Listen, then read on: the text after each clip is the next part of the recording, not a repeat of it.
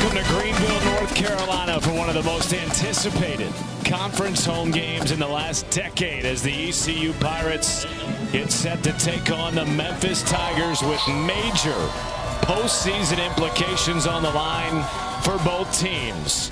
Pirates with one loss in the conference taking on a Memphis team with life still because of the shakeup earlier this afternoon. As we take a look around the CFP landscape, brought to you by AT&T. Navy with a stunner in Annapolis this afternoon against South Florida, effectively ending the Bulls' chances at a run to the conference championship game. Meanwhile, Memphis and ECU still in the hunt, but everybody chasing North Texas right now, including UAB, who's down big at home to North Texas. Hi again, everybody. Matt Schumacher, the former Ohio State captain, NFL vet Dustin Fox. Highly anticipated matchup between two teams that have a chance still, Dustin, to do something very special this year. No doubt, Matt. I've been excited about this game since we got this assignment. I was here in 2022, called this game between Memphis and ECU. By the way, it went to 4 overtimes, and we expect a tight battle tonight between both of these teams. They both need a little help to get into the conference title game, but they got to take care of business tonight. Still all the goals out in front of both teams. Good news for Memphis coming into this game. Brennan Lewis, who's exited 3 out of the last 4 games with an injury, will be back manning the controls as their star quarterback tonight against ECU. Well, it's big news that he's going to play because he didn't finish the game against Tulane a week ago, and he was not himself with this offense when he has that lack of mobility. It's much different. It's not the Seth Hennigan offense where it's a drop back passing quarterback type of deal. They need his mobility to run this offense. So they said he practiced Tuesday, Wednesday, all the way up until this game, so it's going to be huge. But it's a big test tonight, Matt, because he's facing the best defense in the AAC. And one of the best in the country. ECU, known for creating havoc in the backfield. They are among the leaders in sacks and TFLs. And you better believe they're going to be coming after Brennan Lewis and testing that mobility tonight. Oh, there's no question. And when we spoke with defensive coordinator Josh Aldridge yesterday, you know, he said the first thing out of his mouth is they've got to be aggressive. And this young man right here, Jamarly Riddle, one of the top defensive backs, not just in this conference, I think, Matt, maybe in the entire country. He's a baller. I think he would start for some SEC clubs. There's no doubt about it. And obviously we talked with Memphis, and they said number 2, they got to throw away from this dude. ECU won the toss, selected to receive. We expect 40,000+ on hand this evening. They'll be in here at some point. The problem is their tailgating's too good. Yes, it is. We got a taste of the tailgate. Yeah, we did. We got a taste of that barbecue and seafood and all the fixings.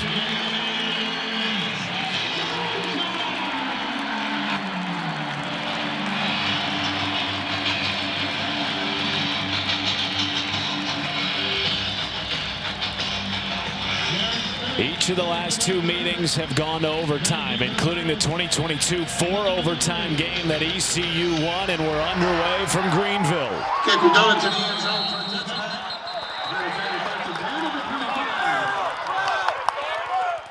So we will see second-year starting quarterback Katin Hauser, who's been on the heater of all heaters over the last 3 weeks, leading this team to a 3-game win streak.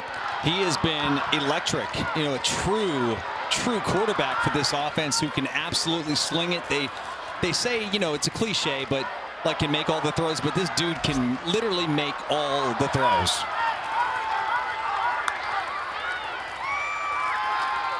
Opening play of the game on the ground.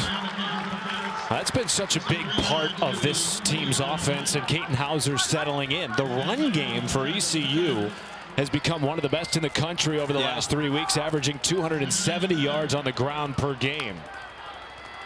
Fake the jet sweep. Hauser in trouble, and he threw it behind his intended target to Serial Riles. Well, let's take a look at today's impact players, brought to you by Freestyle Libre. Well, Yannick Smith, the wide receiver for ECU, is an absolute playmaker who's really come on this season. And then Sam Brunfield, he might be the only player on defense last week that graded out at darn near perfect because the defense struggled against Tulane, but Brumfield brings it every single game. Gave up 35 points in the first half to Tulane in that loss last week, but pitched a near shutout in the second half. Allowed just 3 points to the Green Wave. And some movement up front. It's going to be a false start. False start. Offense. Number 69. 5-yard penalty. 3rd down. That was on their right guard, Emmanuel Poku. So it makes it 3rd and 12.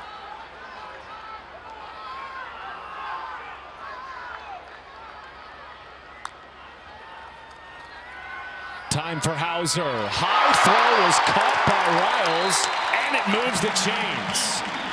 What an effort. What an effort, to say the least, Matt. He absolutely goes up and snags this at its highest point. They're going to go fast. That's what they do. When they get a first down, they get to the line as fast as possible. Hauser quickly out to his favorite wide receiver, Anthony Smith, among the top 3 in the conference in receiving yards this year. And you said it, Dustin, one of the fastest moving offenses in the country. They are number 2 in the nation in plays per game, running nearly 80 snaps. On the ground, Landon Montgomery, who for the first time in his career has become the guy in his 2nd season transferring over from Penn State. Yeah, he has really come on, especially, Matt, these last 3 ball games with this rushing offense and this attack. A touchdown in the last 3 games. Hauser, long throw across his body.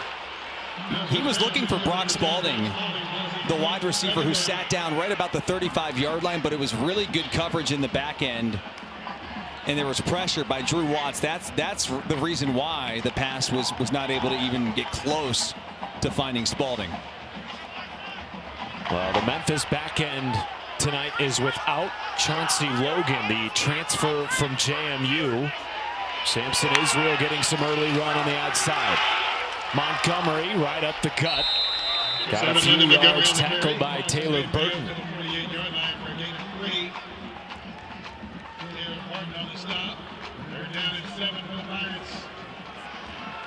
And another 3rd and 7 on this opening drive for ECU, whose 3-game win streak is tied for the longest active win streak in the conference with North Texas at the moment.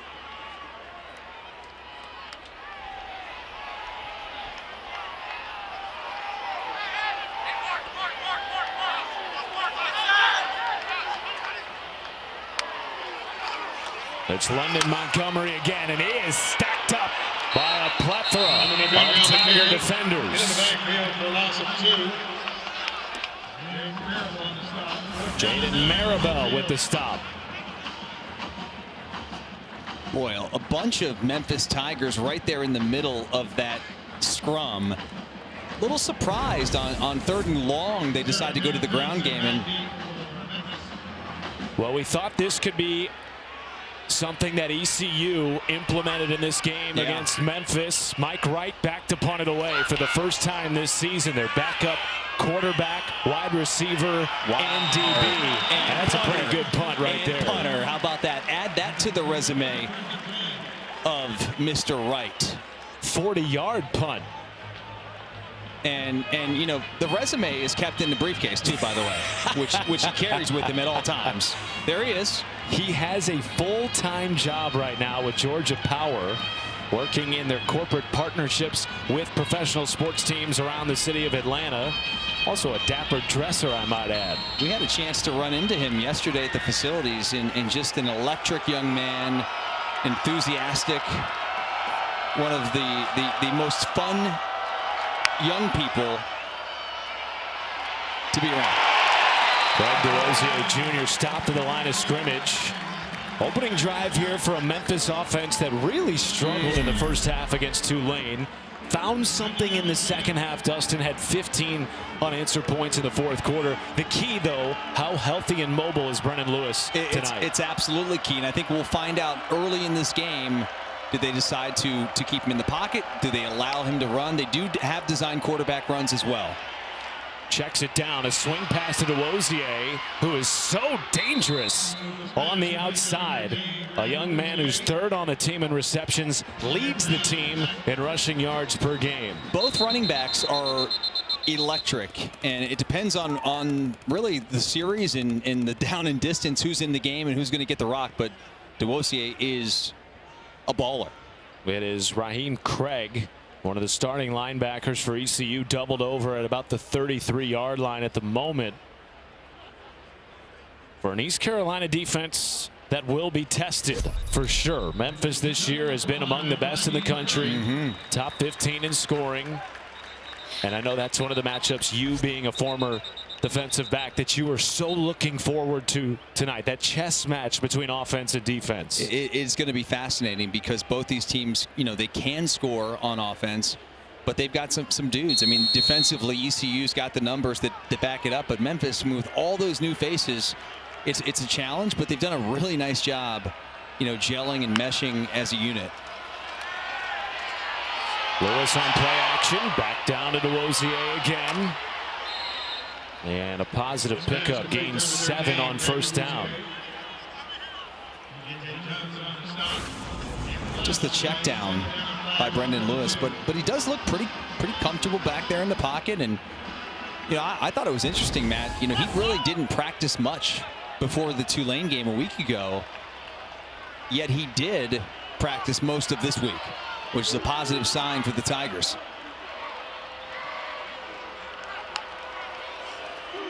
DeWosier on the stretch, cuts it up the middle for a first down. The one thing you get with Brendan Lewis that you don't get with their other two quarterbacks, who are a true freshman and a redshirt freshman, is all the experience.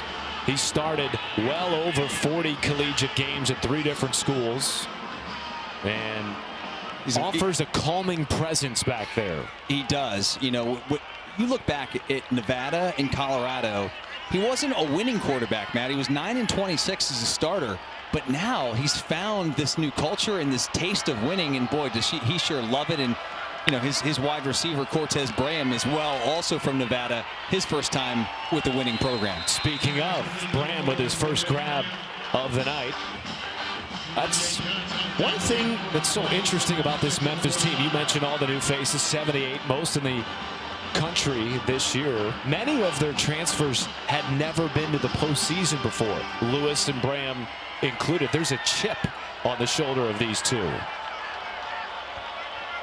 Raheem Craig back into the game at linebacker for ECU. 2nd and 6. Good mobility here from Lewis all day. Decides to keep it himself and got out of bounds with a 1-yard gain.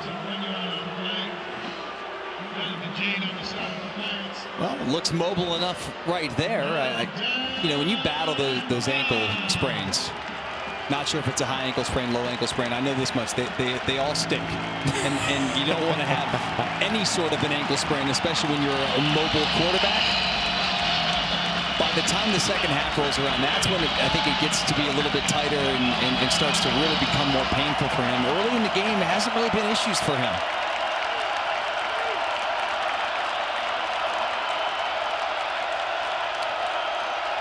Pressure on 3rd and 5.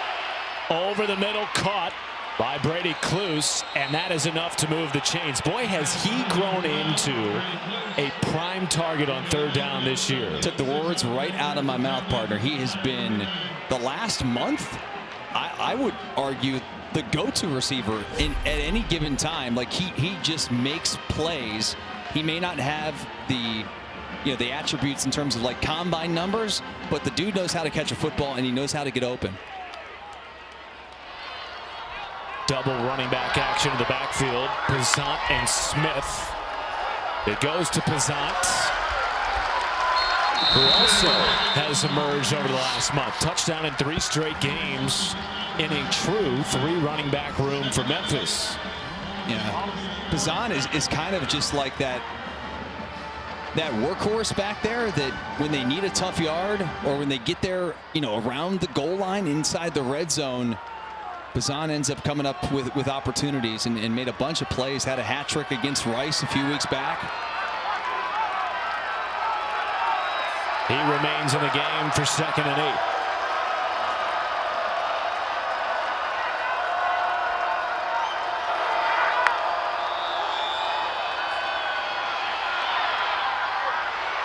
Bazant could not spin out of the tackle by Sam Danka, the second leading tackler for this ECU defense. Brings up 3rd and long.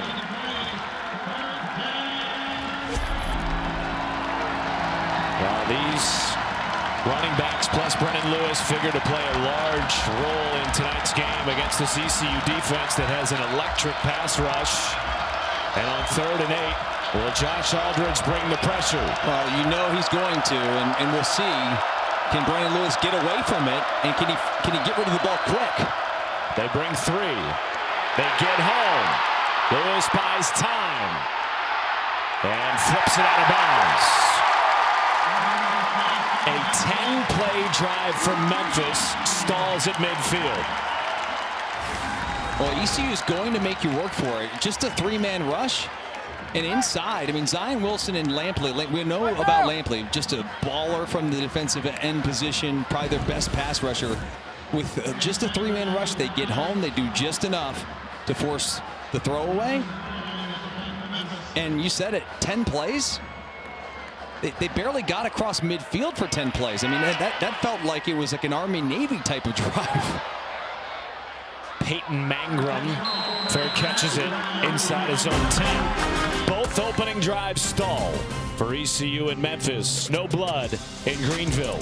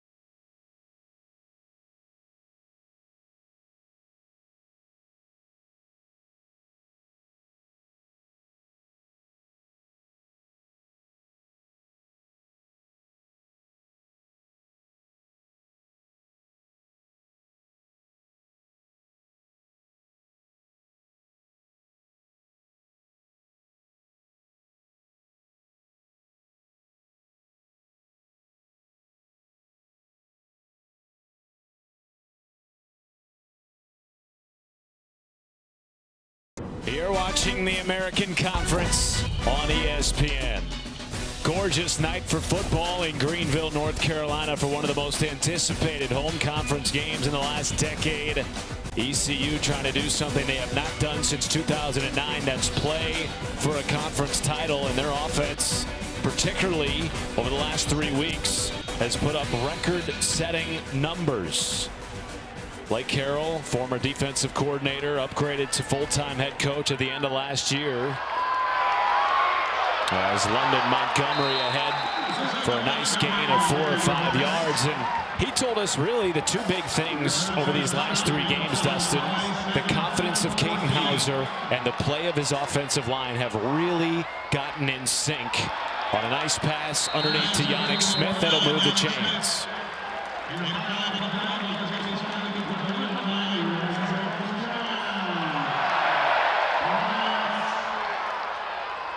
Certainly the run game of London Montgomery and others have also taken the pressure off Kaden Hauser. Play action. Hauser, long throw on the run is complete. And a nice run after the catch by Brock Spalding. Heck of a throw here by Hauser. Just a quick little kind of fake and then looks off to Spalding, and you got a defender fall down. Bracey falls down, number 5. Gained 22 on that catch and run. You know, the explosive pass game is another game within the game between these two teams tonight. Explosives in general. I mean, that is really the key between both these teams. You know, it doesn't have to be passes. I mean, we're talking runs too, especially from Memphis. I mean, DeWosi has got a 90-yard touchdown this year. And I know I remember watching that Army ECU game earlier this season. We were on the road doing another game, and it was 21-0 in the blink of an eye. And that's how explosive this ECU offense can be. In the last 3 games, they've outscored opponents in the first quarter 48-14. Who knows? Maybe it'll be like a 10-3 game. Folks out west don't believe that. They do not. Underneath to their secondary tight end, Javante Connor. Near midfield, brings up 3rd and medium.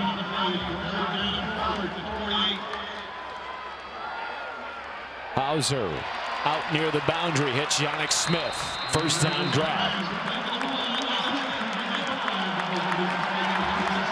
Well, during this 3-game win streak, Hauser with 9 touchdowns responsible for just 1 interception, and Yannick Smith has been one of his favorite targets.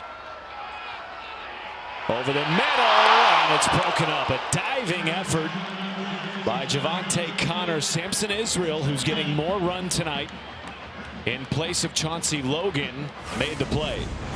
And this is just a big-time collision. The ball was delivered. The effort is there really by both players.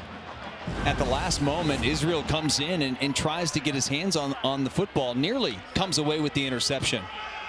There's Montgomery darting ahead for a gain of 3 or 4 on 2nd down. 3rd and long upcoming for ECU. 3rd down and 7.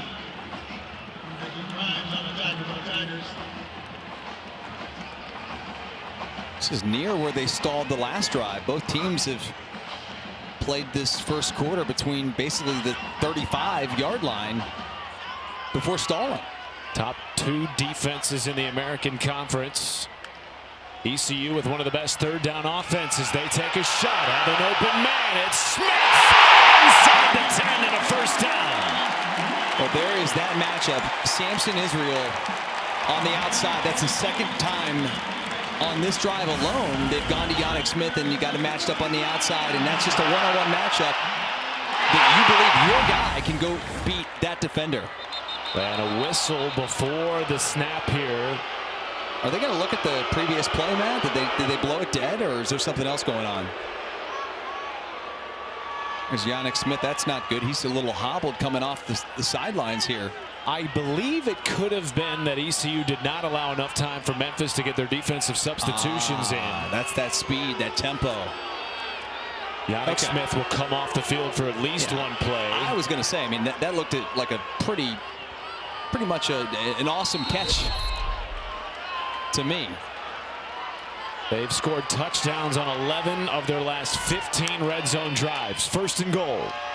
Montgomery tripped up inside the 2.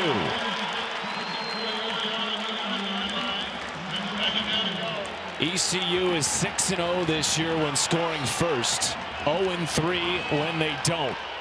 Fast start tonight. A point of emphasis for Coach Harrell and his club.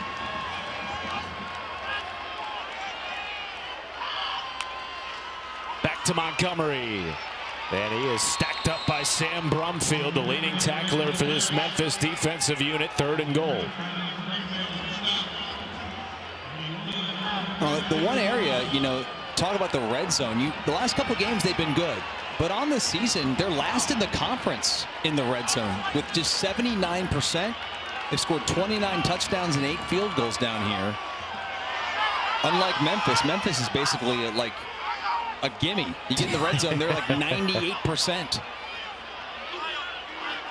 Less than 10 seconds on the play clock here. Hauser's got to go quickly on 3rd and goal. Back to Montgomery. He plunges in for a touchdown. And the Pirates strike first. There's a lot of action away from the play. You had a defender, I think it was the receiver Smith, and then Blair, number 4, not to take away from the great touchdown run by Montgomery, but it looked like there was 2 players in a fist fight, essentially about 15 yards away from the play. On the outside, it had nothing to do with the play. Nonetheless, 4 games in a row now, Matt, London Montgomery with the touchdown.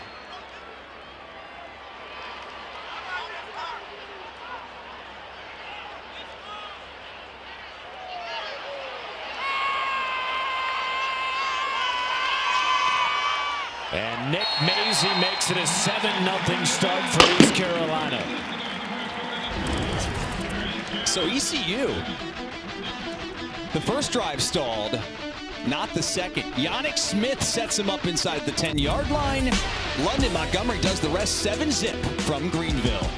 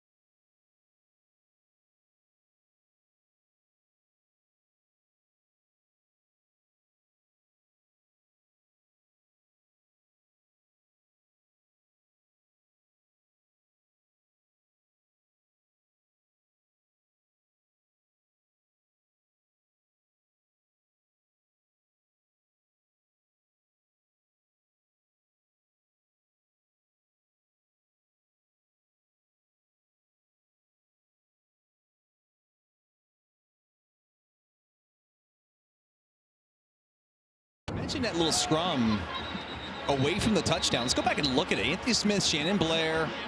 Some physicality right there from Smith. And then watch at the end of this. Is this a punch?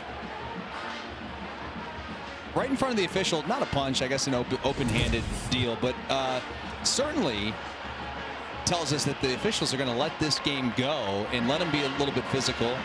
And I expect, Matt, it's going to be a little chippy out there this afternoon. So as a former defensive guy, did that change at all how you played the game, knowing that the officials might let things go a little bit more? I never got away with anything, number 1. So, no, it didn't change the way I played. But, yeah, for some guys, most penalized DB in the Big Ten. I had a magnet for yellow flags. It's a 7-0 start after a 12-play drive for ECU. Memphis will try to respond on their second drive of the game when we come back.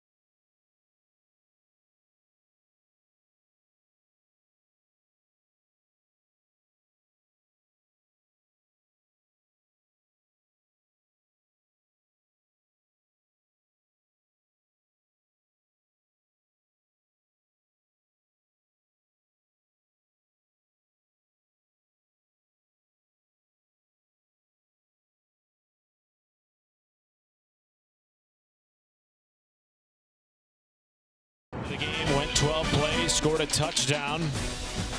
Coming up at 7:30 Eastern on ABC, the all-new ESPN app. Arch Manning, number 10 Texas against Gunnar Stockton, number 5 Georgia. All kinds of SEC championship and CFP implications for two-loss teams in Athens, Georgia tonight. Does a 3-loss SEC team make the CFP? That's the question. You said today, Matt, that is the game you had circled on your calendar all day tonight, 7:30. We might be in the second overtime then. Oh, DeRosier bouncing it outside. He's got a blocker in Graham, and DeRosier follows Graham all the way to the 50-yard line for a gain of 24. And now Lewis comes out of the game, Matt. In comes Arrington Maiden, the backup quarterback. So interesting to see this little play design. Maiden's more of the runner between A.J. Hill and Maiden. Did have a rushing touchdown in the third quarter last week against Tulane, his first collegiate touchdown. Fakes the run. Now will take a deep shot downfield, and he sails it over the head of Jamari Hawkins, who had a step on the defense, and there's a flag in the backfield. Maiden absolutely got crushed, and the flag Personal comes out foul, late. roughing the passer. Defense, number 5, high hit to the quarterback. 15-yard penalty, first down. Boy, he got decked. Raheem Craig went high, and that's a big point of emphasis for officials this year. Forcible contact above the head. For a possible targeting. They're going to take a look at this. Take a look at it. Absolutely, got to. So the forcible contact may be there above the head and neck area, possibly, which is one of the indicators that would lead to a review. Here's another look at it.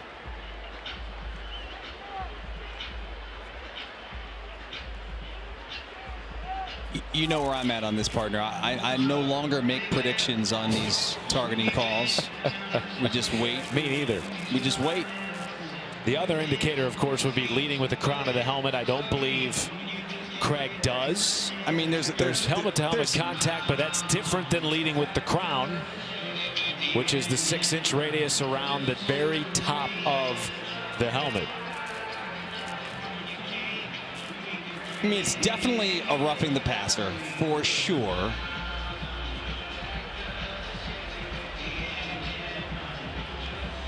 I don't know. After review, there is no foul for targeting. The personal foul roughing the passer, defense number 5 will be enforced 15 yards from the previous spot with an automatic first down. So Raheem Craig will stay in the game, which is good news for ECU. He's been one of their top linebackers over the last 2 seasons, transferring in from Louisville.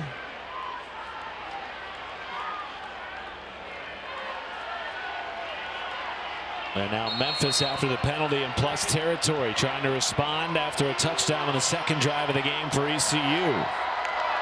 Brennan Lewis back in at quarterback. Feels the heat. Zips it down to DeRosier. He makes catches that would make you think he's a wide receiver, not a running back. No, he does. I mean, that's one of his greatest strengths, Matt, is his ability out of the backfield.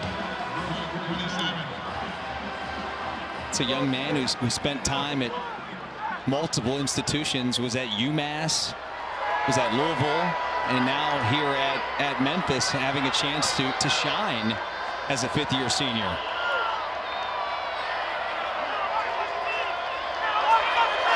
You got Graham at the bottom of your screen, and looks like they're gonna double him, Matt. In fact, I think I heard them say double. They still go to Graham, and he is hit by Tegan Wilk, one of their senior leaders who rotated over from the safety position. Yeah, they obviously looked like they were going to double him, and then the corner comes on a cat blitz. Called a cat, the C with the corner. I used to love those, by the way, when I played corner back in the day.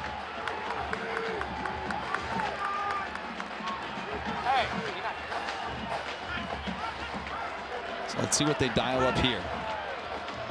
Graham, the top wide receiver in the conference in terms of yards so far this year. Duosier up the middle. And he is tackled by Wilk after a gain of a couple. Oh no, someone else is down now from Memphis. I thought for a moment it was Lewis. It's not Lewis. One of their offensive linemen.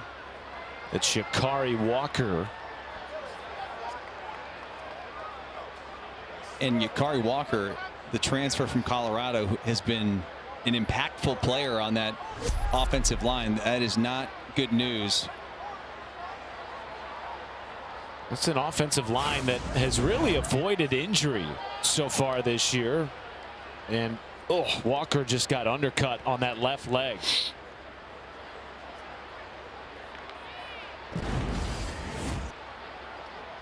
And so now, Jacob Norcross, the sophomore who's a backup guard, is working on the sidelines, taking some snaps and working with Lewis to try and get himself ready. He would most likely come into the game as the backup center. Began his career at Kennesaw State. Just a sophomore. Last year he was all conference as a freshman at Kennesaw. So he looks fired up to get in the game. If he wasn't fired up already, they just fired him up with all the slaps to the helmet. It's a good-looking Memphis drive with 25 seconds left in the opening quarter. Sutton Smith in and running back.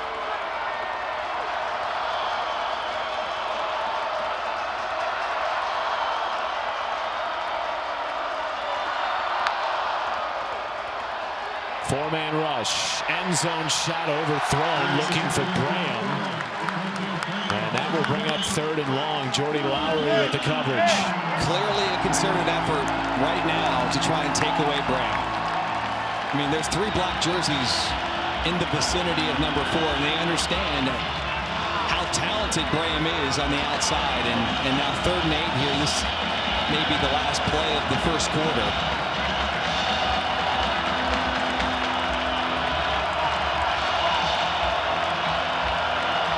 Now Graham goes to the top of your screen on the trip side.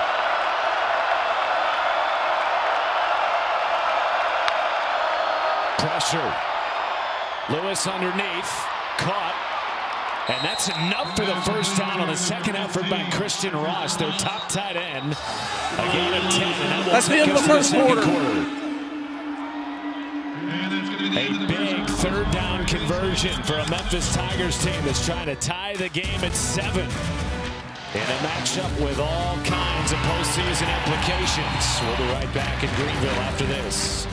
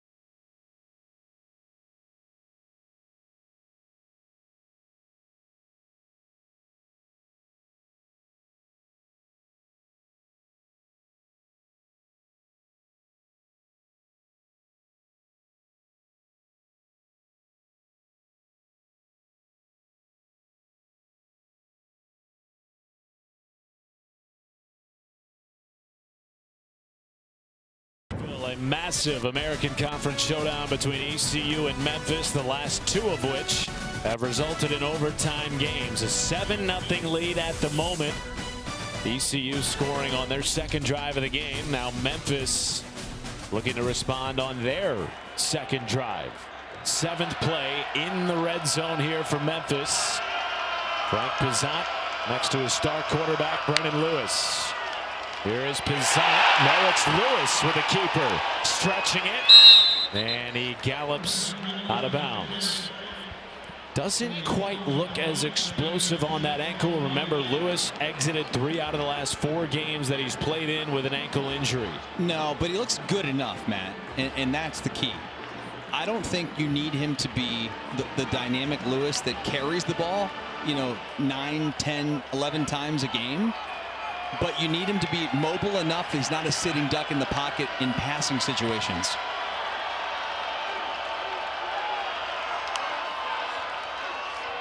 Zip it out to Graham, sifting through tacklers inside the 5. And remember, they're inside the 5, and they can still get a first down here inside the 3-yard line. So this is a nice opportunity because obviously it's going to be 4-down territory. So essentially, assuming you're going to get a first down here on one of these next 2 plays, you got 6 plays from the 5-yard line. Memphis with the best red zone offense in the conference, one of the best in the nation against the best red zone defense in the conference. 3rd and 1. Well, you set that up perfectly. Pizant hit, stacked up, and behind the line of scrimmage. In there first was J.D. Lampley, and it brings up 4th down. This was a great job defensively by that defensive line. I mean, the interior of the defensive line they just won with leverage.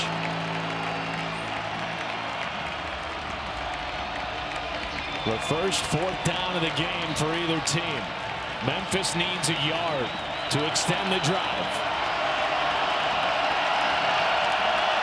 It's more than a yard, partner. It's about 2.5. And timeout called by Ryan Silverfield, and a flag came in on the back end. Timeout, Memphis. That's their first. It'll be a full timeout. So they got the timeout before the delay of game, which is why he came streaking down the field. And you're right, in the stadium they had 4th and 1, but that is a 4th and a long 2 or 3. A full 2, absolutely. I mean, if you look at from our vantage point, you can see where the line to gain is and where the yard marker is, or the down and distance. Ryan Silverfield told us after the loss to Tulane. It'll be a 30-second timeout. His team, and particularly his leaders, refocused this week despite all the outside noise about Memphis now being out of the hunt. He said, forget all that. We have to go win our next 2 games, ECU, Navy. And at the end of the year, we'll be a 10-win team, and then we'll let the chips fall where they may. And if they do get to 10 wins, it'll be 3 straight years with double-digit victories for Ryan Silverfield. 10 wins, 11 wins, 10 wins. I mean, I don't know who you are across the country. Every program would take that. His team is 11 for 16 on 4th down this year. DeRozier in the backfield with Lewis.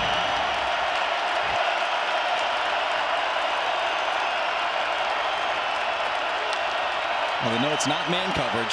4-man rush. Just go. Lewis, end zone touchdown. Matt Adcock with the catch. And they're an extra point away from tying the game in Greenville. Boy, this thing opened up like the Red Sea for Lewis. Look at this. I mean, he steps up. I'm like, just run in yourself, if I can spit it out. Finds Adcock wide open. And the back of the end zone for the touchdown, his 2nd of the season. And well, it doesn't matter how you get the 6. They got the 6 points, and it was a crucial one. Because it was a long 2, Matt. A long 2. Memphis responds. How about this drive by the Tigers? ECU scored. It was 7-0. The Tigers go right back down the field, some big plays, but Lewis finishes it off, finds his tight end Adcock. We've got a tie ball game in Greenville.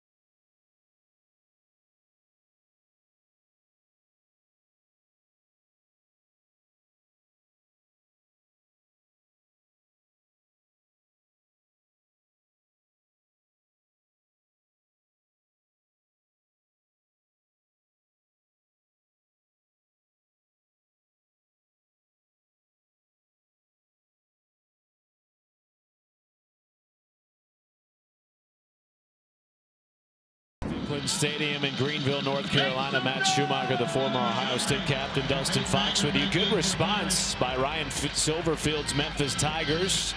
10 plays, 75 yards. Tie the game at 7 with a 4th down conversion in the red zone, resulting in a touchdown pass to Matt Adcock. Maybe both teams are feeling each other out a little bit on the first couple of drives. You had 2 punts, and then both teams respond with touchdown drives. And boy, Matt, for this ECU offense, you talk about balance. They've ran 20 plays to start this ball game on offense.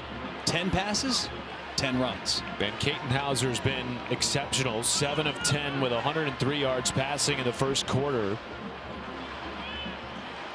And he's really settled in over these last 3 games. His head coach Blake Harrell told us the turning point was the loss to BYU through 2 picks in the first half of that game, including a pick 6. And he just sort of changed his mindset after that loss. Stopped feeling like he had to be Superman. Dancing out of pressure, and a long throw out of bounds, brings up 2nd and 10. Well, and to your point, that BYU game was I think, a catalyst for not just Hauser, but also for their running game and for London Montgomery specifically, because after that game, they started doing more inside run drill in practice, which allowed him to sort of develop some confidence, get some more reps. And so the team developed a bit of toughness. And for Hauser to be able to go through that adversity of that ball game and come back, it was huge. Runs it up the middle. Flag comes in behind the line of scrimmage. Probably going to get Bryce Weaver with the hold, I think. It's his first game back in a long time. Bryce Weaver was injured in that BYU game. Starting right tackle.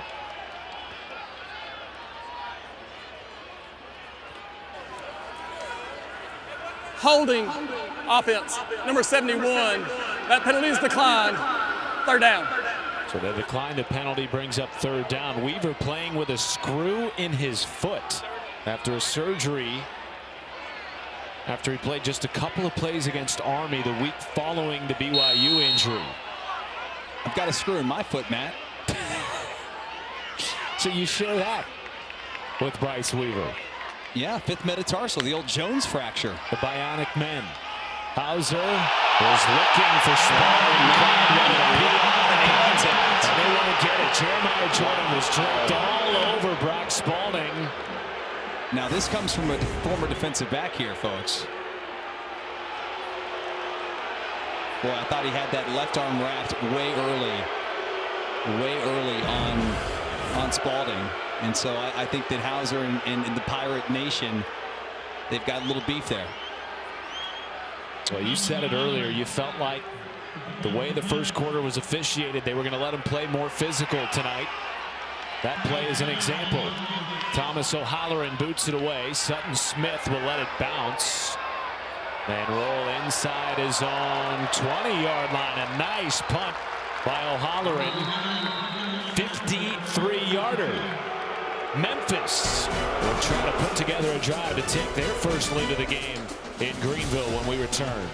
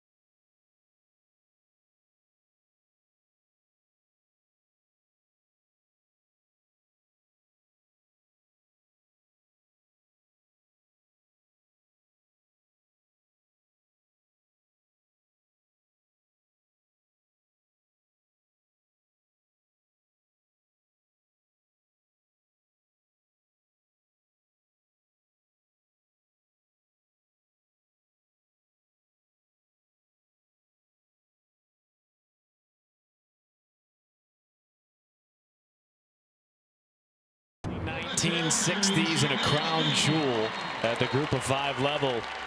As we take a look at our College Football Award Spotlight, brought to you by the Home Depot, focusing tonight on the Doak Walker Award. Sutton Smith, Greg DeWosier Jr., both on the watch list, and both have received the weekly Doak Walker Award this year. Still the only program, Memphis is, with 2 different players to receive that honor during the season. And Sutton Smith is into the ball game.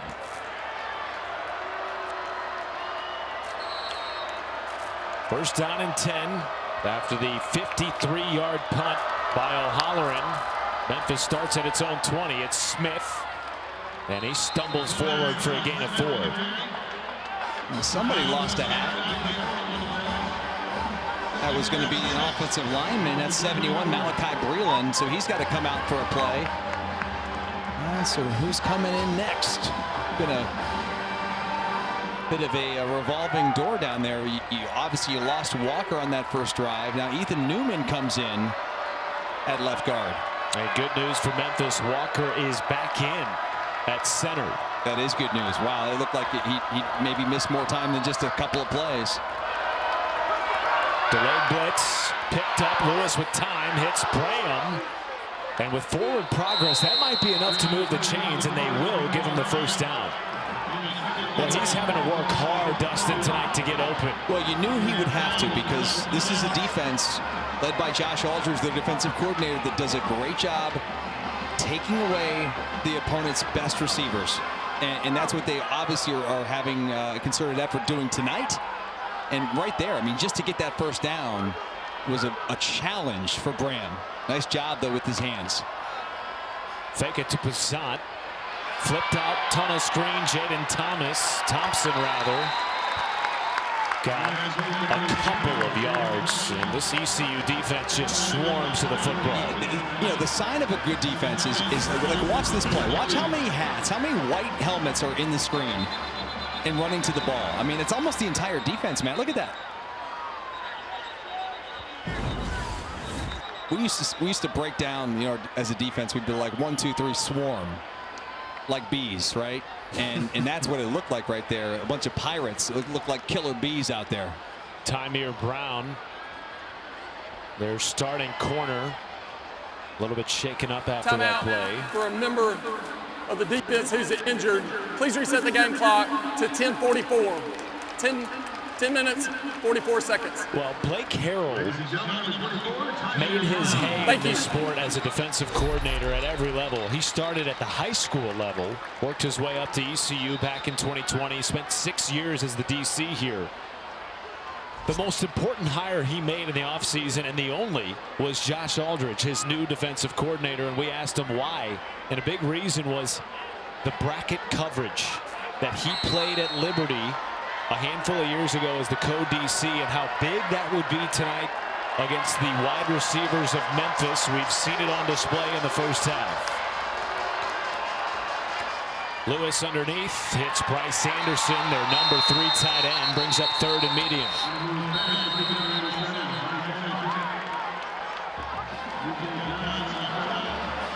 Every yard has been a fight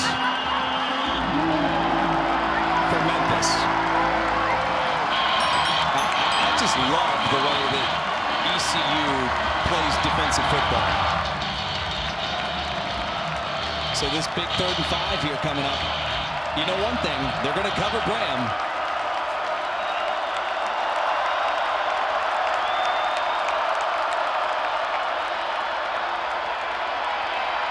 Lewis floats. Passant made one man miss. Stopped short of the line to gain, and the punt unit will come out for Memphis. Well, on that 3rd and 5, Matt, talk about Josh Aldridge and how aggressive he wants to be. They brought pressure. They brought extra hats in the box.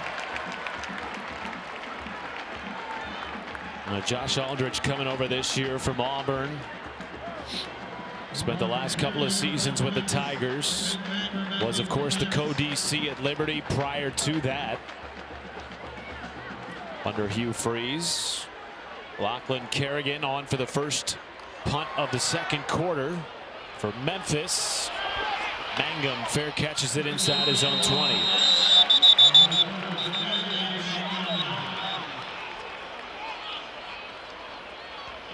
Well, tomorrow morning on Sunday, NFL Countdown reports from Philadelphia and LA as the NFC showdowns between the Lions and the Eagles, Seahawks and the Rams take center stage.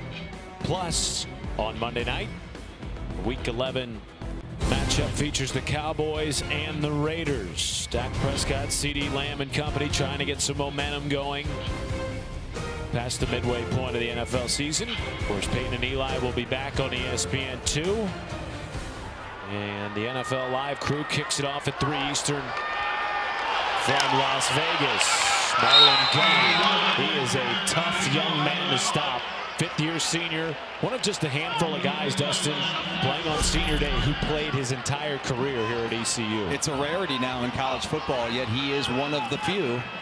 And obviously this is a special night for that young man. Long throw from Hauser, complete for a first down. It's Anthony Smith. 2nd big catch of the night for Smith, who began his career at North Carolina State. And Hauser, who had been struggling the last drive, started the game 6 for 8, was 1 for 4 the last drive, and now a nice throw and catch there. There's a big run by Marlon Gunn, who we just talked about, the senior. Getting a little love here early in the ball game. He's the bell cow. Like, this is the guy. He's kind of the finisher of that group. Not quite as explosive as TJ or London, But boy, he sure is a good back and has been a bell cow for this offense. And this is where their offense gets really dangerous. They string together 2-3 positive plays, and the tempo just picks up for East Carolina. Yeah, and it's hard to explain how they do it. It's a feel thing, because they don't do tempo every play. I mean, they're not like South Florida where they're going at this warp breakneck speed, but they do. When they get the positive plays, they go.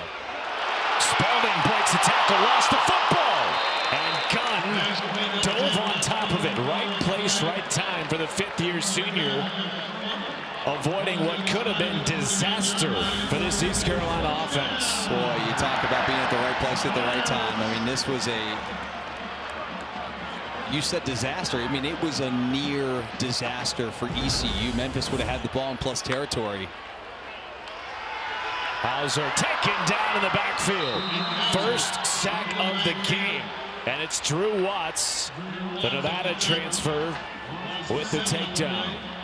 Another one of these guys in his fifth year playing for a winning program. The transfer from Nevada. He's made multiple impactful plays early in this game, and now comes off that left side, gets Hauser on the ground. Loss of 7. East Carolina behind schedule here. Second and very long, a 3-man rush. Hauser under duress had to kill that as the 3-man rush got home for Memphis. And it was William Whitlow Jr., their lone returning starter on defense, with the pressure. And you got to give some love from my man Puda Walker. Big Puda in there, 99. Getting after it. Is there a better name for a defensive lineman? There is not. There is not. It's fabulous. 3rd and 17. Screen set up, and Smith had to make a diving catch as that got away from Hauser. And now a drive that had multiple explosives stalls because of the sack, and the punt unit's back on for East Carolina.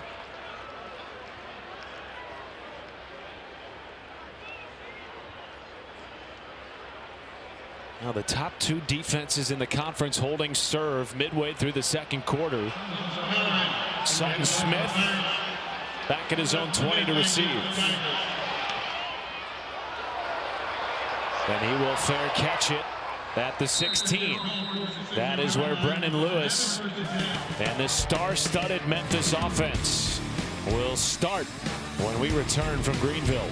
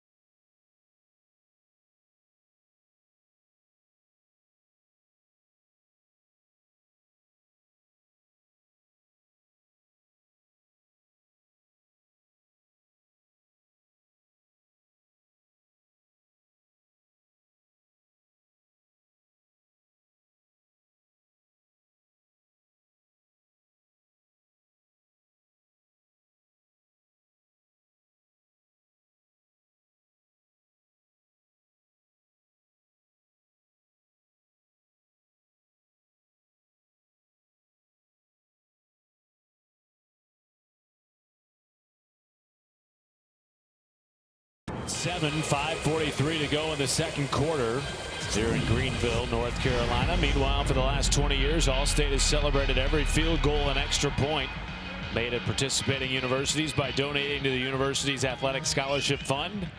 Thank you, Allstate.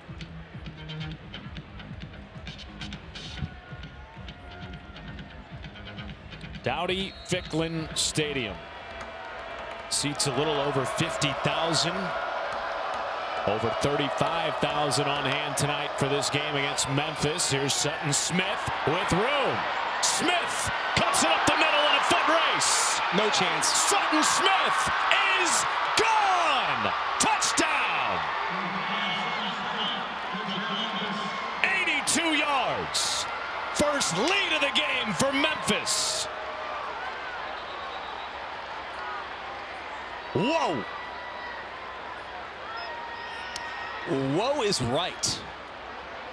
I guess sticking with the pirate theme, he was shot out of a cannon.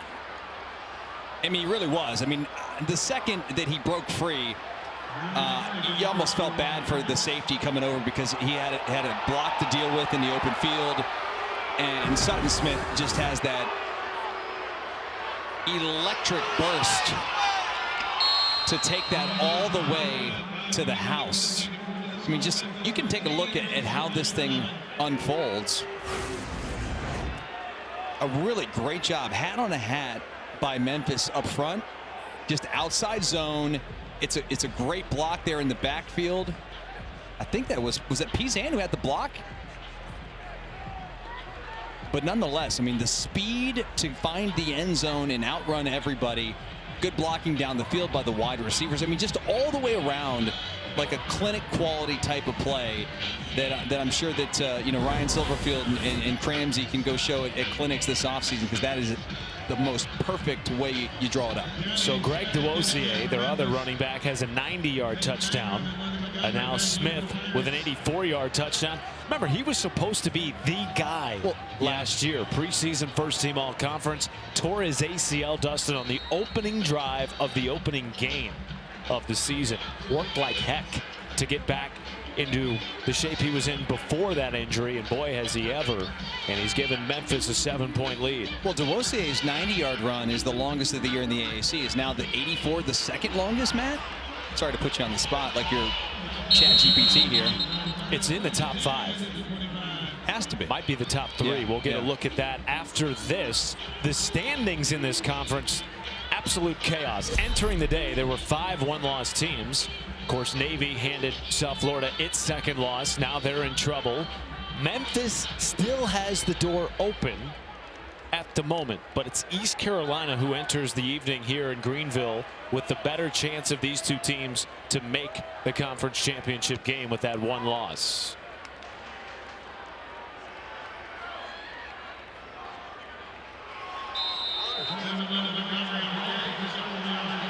At this point, Matt, just looking at the standings and who these teams have left to play, Tulane and North Texas have a clear path. I mean, they're going to be huge favorites in all their games. I think the toughest test is going to be for North Texas against Temple. That's the one opportunity I think that, depending on who wins this game here today, they're going to need a little help.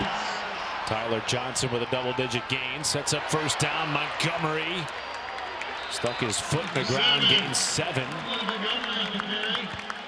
I agree with you, and so do the analytics. Right now, out of this conference, North Texas with the best chance to make the conference championship game, nearly 90%. On another first down carry by Montgomery. This is a good-looking drive with some pace for East Carolina, who, remember, received the football to start the game. So it'll be Memphis getting the ball out of the locker room. No, it's a huge drive to respond, and I like the way that they've done it so far. That's going to be a false start, I think, on ECU, on the 77 there. False start. Trinavsky. Offense, number 77, 5-yard penalty, first down. That's the 4th penalty on this ECU offense.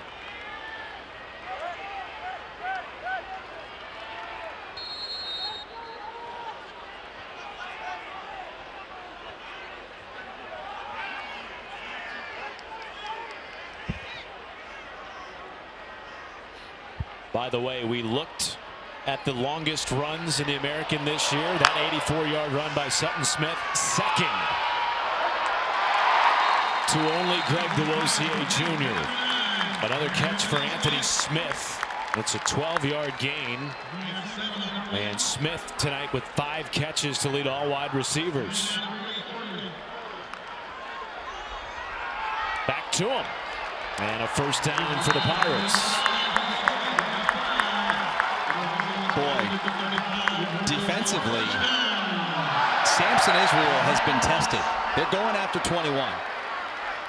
And that's the sign of an offensive coordinator finding a matchup in the back end and just try to keep exploiting that, and they are to this point.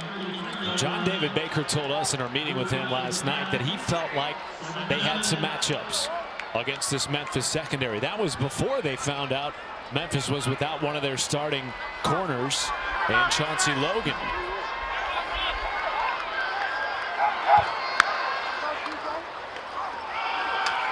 Wow, what a hit inside by Brumfield. Matt, that is, you talk about as a linebacker how to fit the run perfectly with gap integrity. That's how you do it right there. One of their leaders and a young man who's never played in the postseason plays with an urgency and a desperation for this Memphis defense. Brings up 3rd and 6.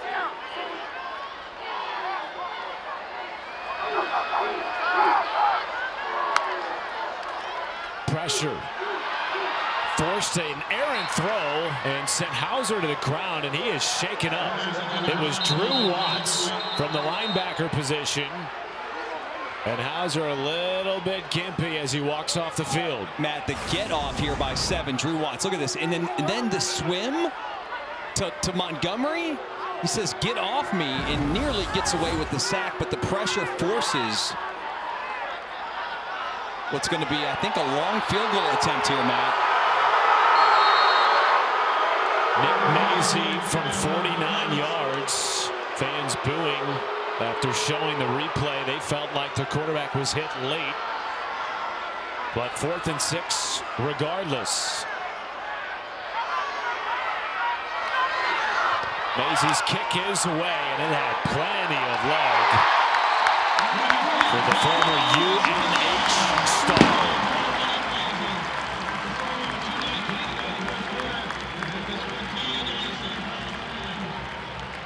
But again, another drive that had explosives for ECU, Dustin, that either stalled or results in 3 points and not the touchdown that they were after. Well, look, I give a lot of credit here to Jordan Hankins and the defense of Memphis because they have responded, I think, in a really positive way after they were essentially shell-shocked in the first half last week against Tulane. There's no other way to put it. I mean, they for 30 minutes kind of got the brakes beat off them defensively.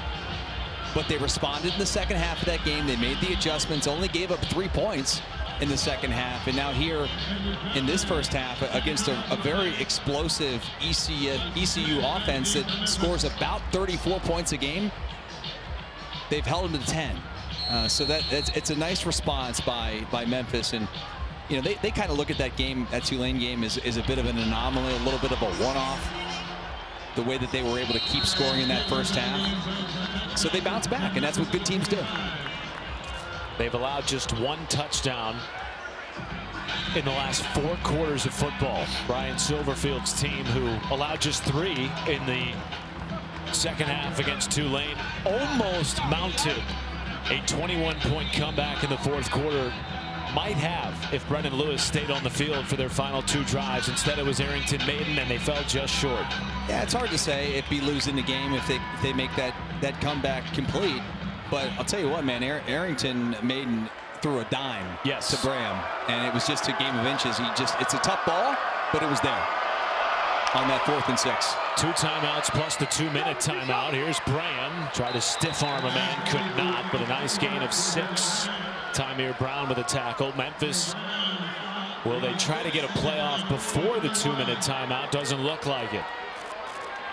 And this is going to be a critical 2 minutes here for both teams because ECU's got 3 timeouts. 2-minute Memphis timeout. has 2. They get the ball to start the second half. We've got a fun couple of minutes here, partner.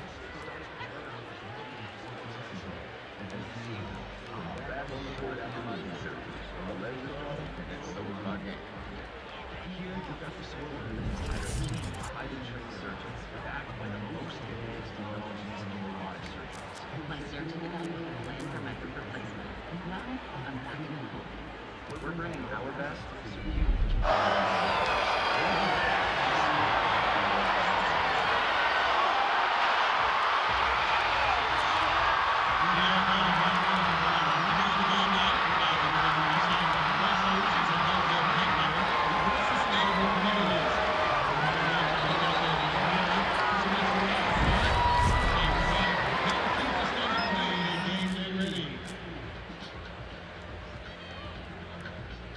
Special thank you to all of our concession sponsors, Pizza Hut, Pepsi, Simply Natural Creamery, and Walling's Kettle Corn.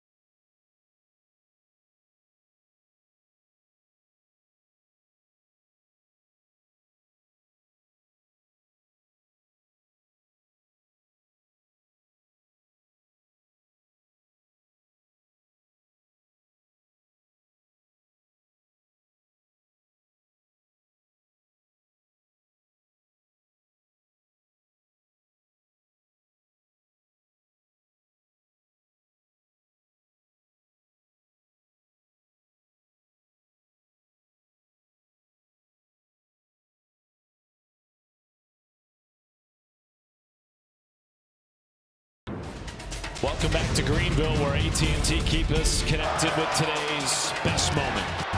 Well, and that would be, Matt, the most recent touchdown run by Sutton Smith of 84 yards to the house. And I then asked you after that run if it was the second longest run of the year in the AAC, and you said it's going to be top 5. Well, our excellent stats crew behind the scenes here did a little research. It is the second longest run this year in the conference. About a 2-minute timeout, a quick throw, and a broken tackle by Jamari Hawkins. Tackled at about the 45 after a gain of 13. 2 timeouts left for Memphis. They do get the football to start the second half. Trying to go up 2 scores. Lewis had all day. Hawkins is wide open, Matt, in the middle. And he found him. Another double-digit gain for Jamari Hawkins, who's become their number 2 wide receiver behind only Cortez Graham this year. And that's what he couldn't do last week. Belu could not move the pocket like that and still be able to push off of that injured ankle, and he did it right there.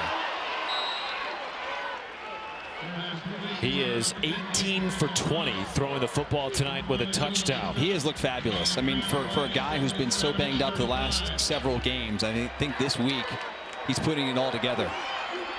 Going through his progressions underneath to Graham, tunnels forward, stops short of the first down. Clock continues to run. They have plenty of time. In fact, I wouldn't quite take my time, but you don't want to give really any time to ECU because we know how quickly they can score as well. Need 1 yard to extend the drive.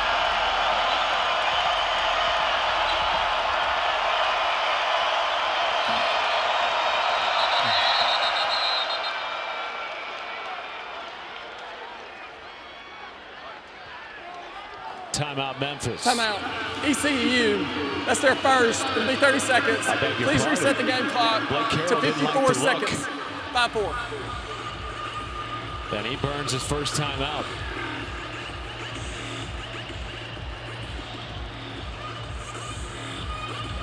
5-4 on the game clock.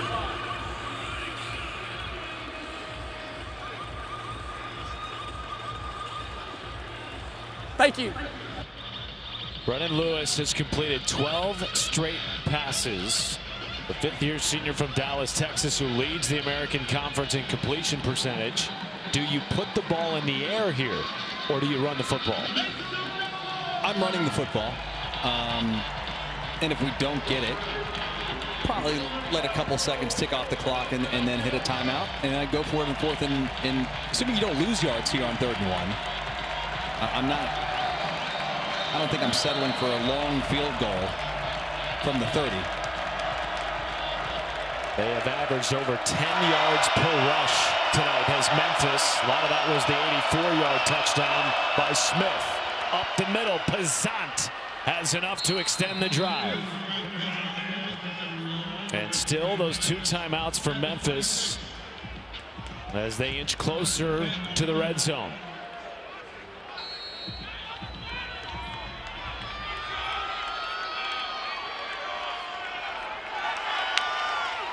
Three-man rush. Lewis threw it away. Probably a good decision. Nobody was open down the field. The last minute actually had Pazant down the right sideline matched up with Danka, their linebacker, but didn't try to force it in there. A smart decision. Does that break the streak, Matt? It does. Just 5 interceptions this year for Lewis.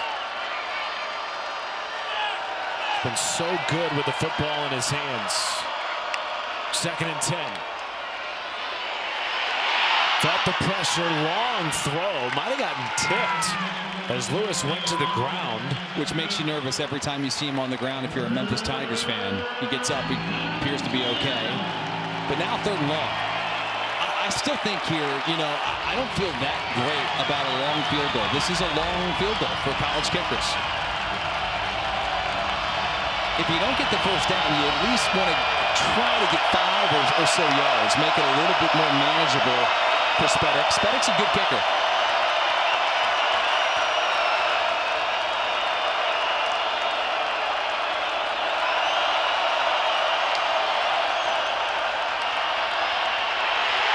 Lewis felt the hit and incomplete. And now Matt Lewis is slow to get up. He took a shot from Jonathan Jean, 22. They brought pressure right up the middle. Ends up being the B gap, and then he goes low on that left ankle, which is obviously a problem. Well, now Gianni Spedek comes on for a 44-yard field goal, well within his range. From the right hash to make it a 7-point game. Kick is away, and it is good. Tucking it inside the right upright.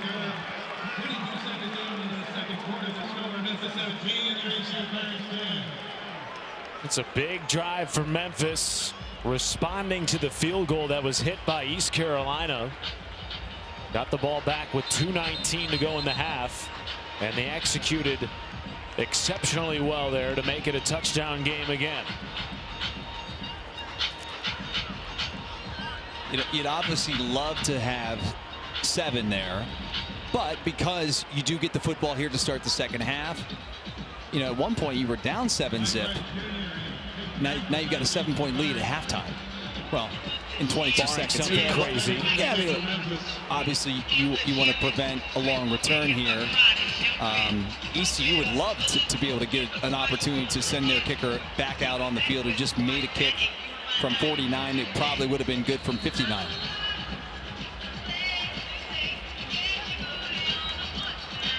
Well, look who's back to receive this kick. It's Mike Wright, their do-it-all 6th-year senior who's played everywhere, started as a quarterback in the SEC at Vanderbilt. And he will let this trickle into the end zone without a return.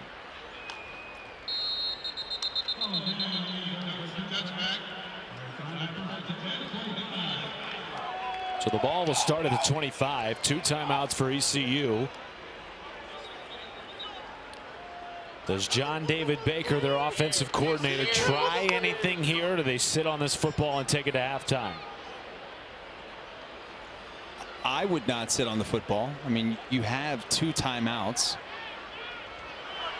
You can work the middle of the field. I mean, your kicker is good. There's not any wind tonight. It's a perfect night. They will run it. London Montgomery broke a tackle, gained 5. And ECU is content to let this wind down to the half.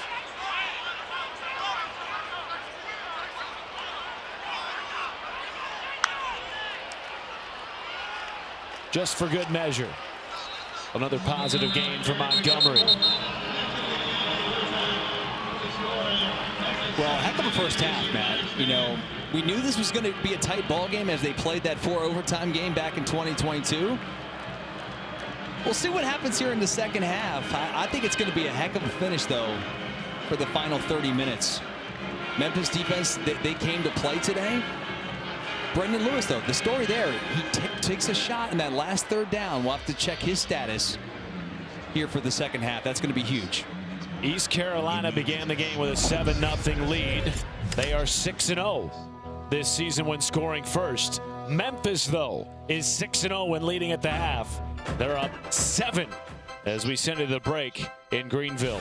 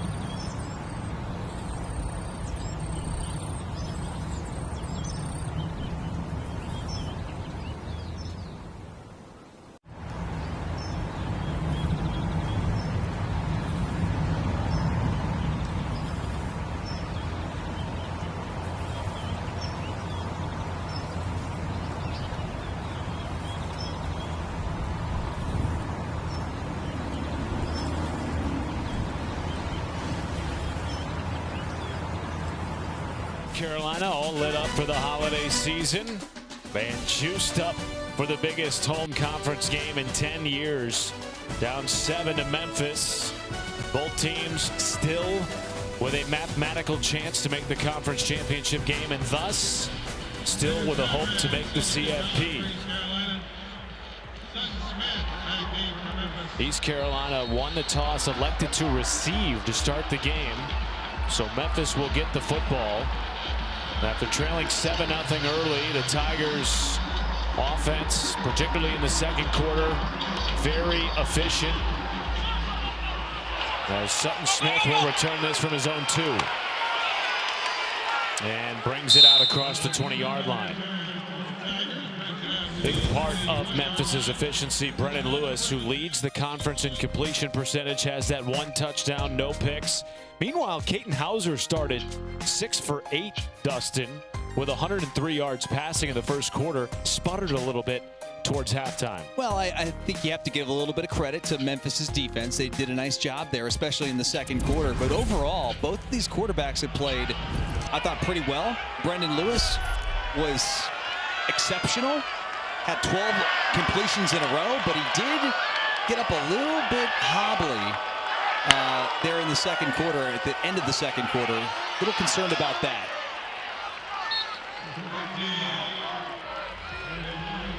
All 17 of their points came in the second quarter, though that's a little bit deceiving. They had that second drive begin at the end of the first quarter. It finished in the end zone at the start of the second quarter, but a much better start this week for Memphis, who trailed by 21 last week entering the fourth quarter against Tulane.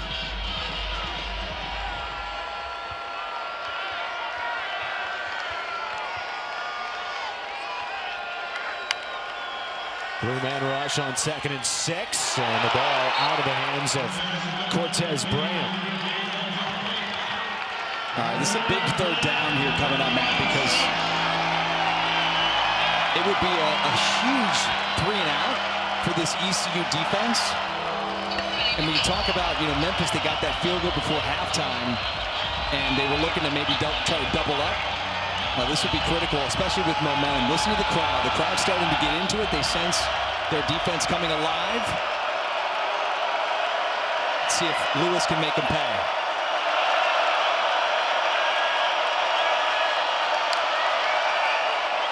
Pressure off the edge. Lewis takes a shot, and it's incomplete. Hawkins had the first down. No, it was Jaden Thompson who had the first down.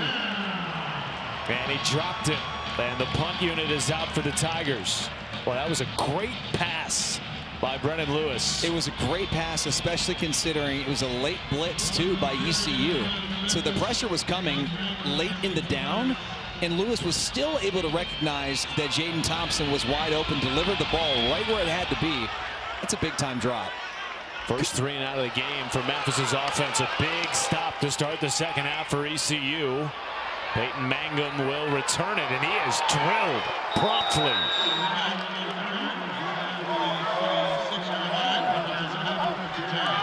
C.J. Smith made the pop for Memphis.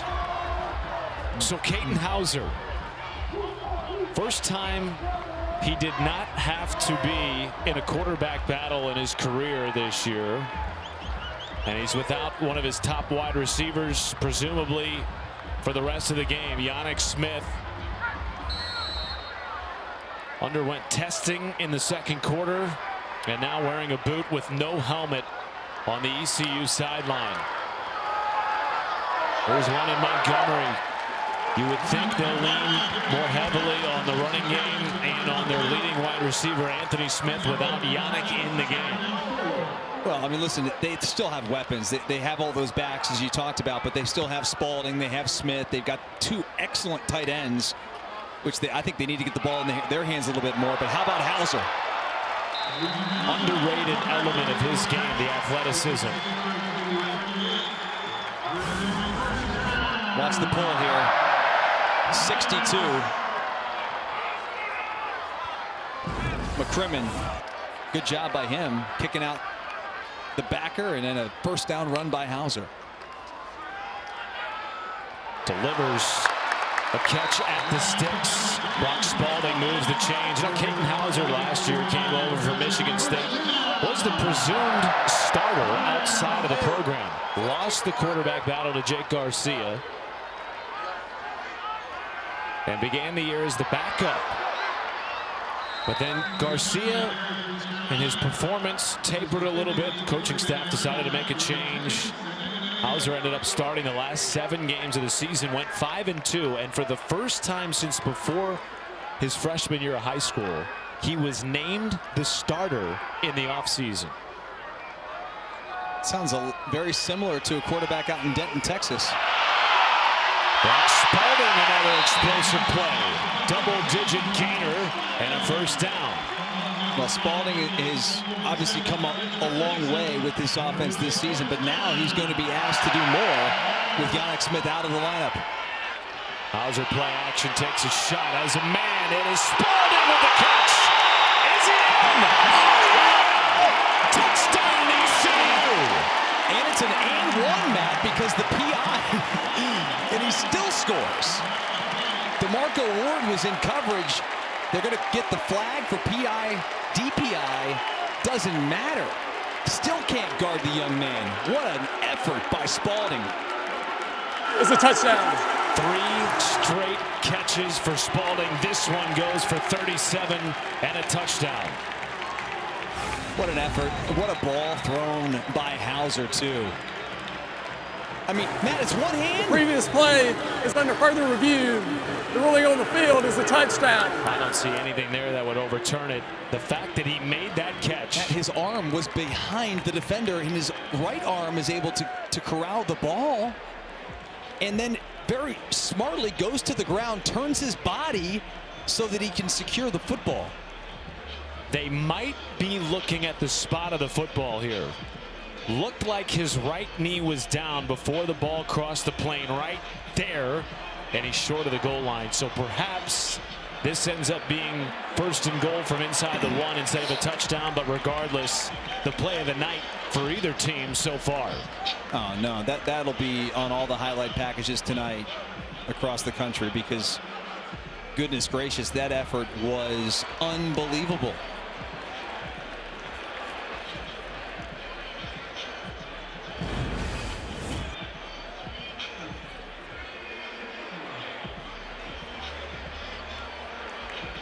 What a response from this East Carolina offense, whose defense just got the first 3 and out of the game. Well, and I don't know if Memphis was going to go and score a touchdown that last drive, but that drop by Jaden Thompson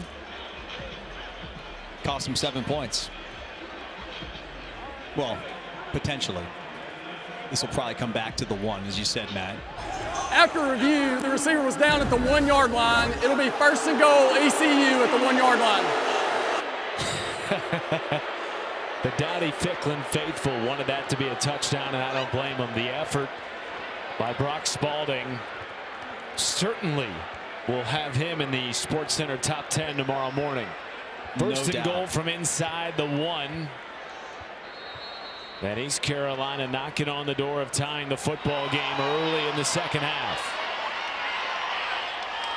Hauser plunges ahead for a touchdown, his 7th rushing TD of the season.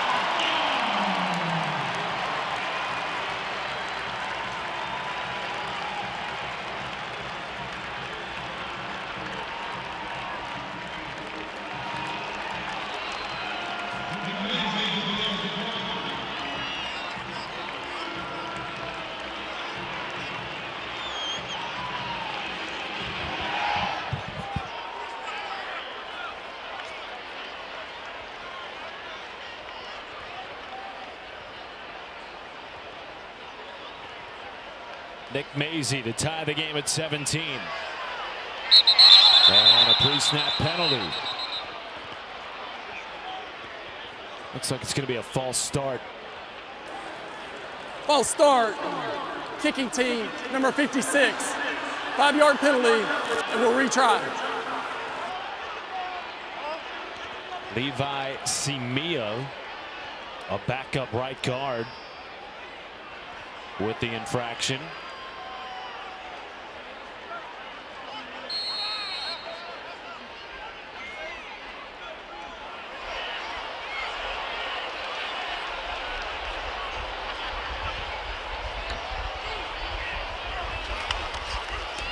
And Maisie ties it at 17.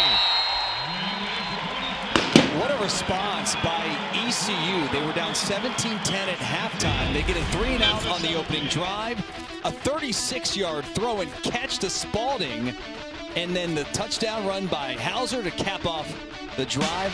17-all from Greenville.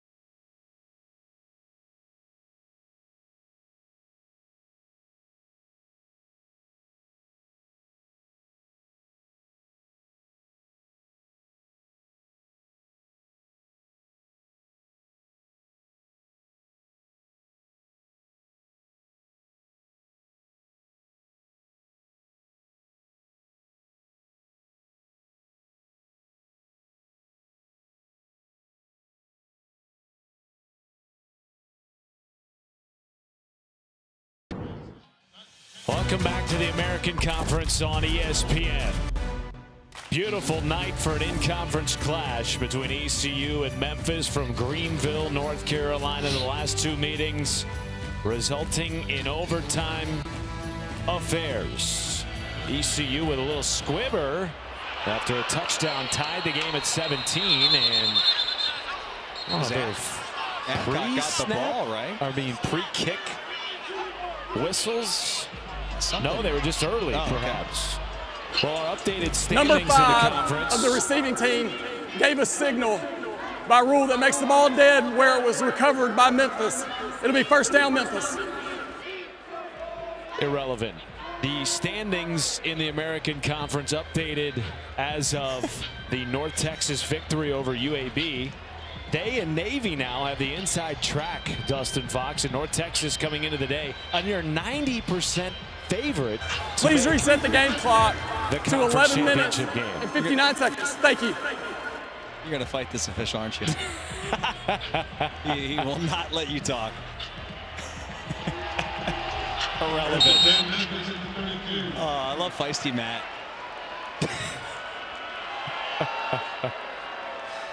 First and 10 here for Brennan Lewis. Three-man rush. He's going to take off. How about this mobility? Lewis's first run of the game. Bum, ankle, and all, Dustin. I was just going to say, I think it may be the first time he slid all year, and it's a great decision because he knows he has the first down, and then he starts to slide, and it's a really, I mean, thing parted like the Red Sea, wide open and an easy first down gain for this offense. Did not finish the game against Tulane last week on Friday night. Missed the final 2 drives. Duosier could not spin out of the tackle. No gain. But the interesting thing that Ryan Silverfield told us, his head coach, felt better this week preparing for this game than he had any of the last 3 games. A lot of question marks about whether or not he'd be ready to go. I don't think there's been any question since we kicked off.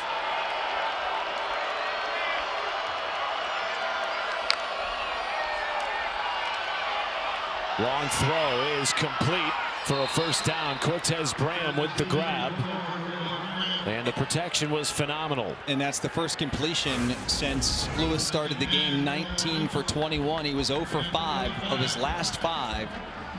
Now, obviously, one of those was a big drop by Thompson, but he comes right back here, finds his target, Tez Graham, on the outside for the first down, and just like that, Memphis inside ECU territory, and the offense is moving.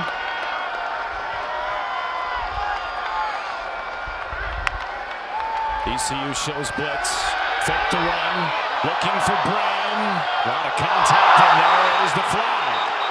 Jordy Lowry is irate with one of our side judges.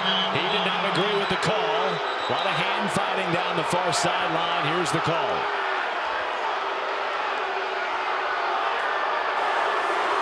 Pass interference, defense, number 15. 15-yard penalty from the previous spot. First down. You could say it was maybe uncatchable, but I think here, when he pushes him all the way out of bounds, he impedes the path to go get the football. And so that's what the official calls right there.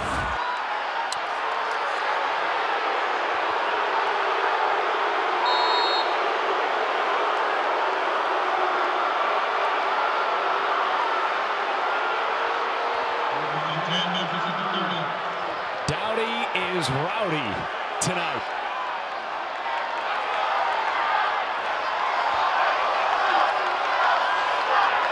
Over 35,000 on hand. Here's Sutton Smith. Breaks free of a couple of tacklers and burrows for the first down.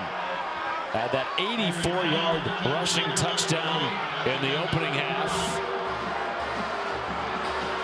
An elite running back room for Memphis. Smith and Duosier both Doak Walker running back of the week honors this year, and Frank Pazant with 7 rushing touchdowns mixes in as well. First and 10 from the 20. Nice job by Lewis here, identifying the right side of the defense. Looked like they were going to bring pressure. Now they're backing off. And they run it that way. Sutton Smith with a positive game. That's the experience, Dustin, isn't it? Of Brennan Lewis, who's made over 40 collegiate starts at quarterback. 100%. This young man is at the office every day at 5 o'clock. Offensive coordinator Tim Cramsey doesn't even try to beat him in anymore because it's way too early. He'd have to get there at 4:45. And at some point in our elder years, you got to get some sleep. I mean, B. Lou is early 20s. This is this guy can get up at 5 a.m., but he is in there at 5 a.m. every single day, Matt.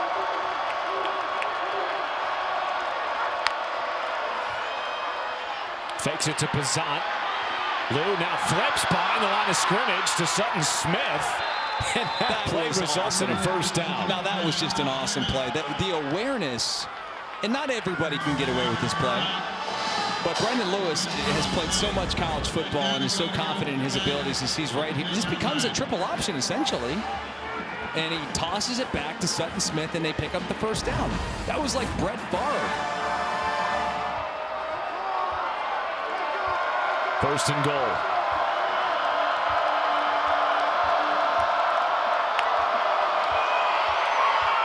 Smith wrapped up by Danka, and that might have been a touchdown-saving tackle by the second-year linebacker. So good by Danka. I mean, this is a tackle in space, in the open field, and Matt, as someone who's been there many times, that's such a difficult tackle to make. High-level of difficulty. Good job by that young man right there to make him take another snap and keep him out of the end zone.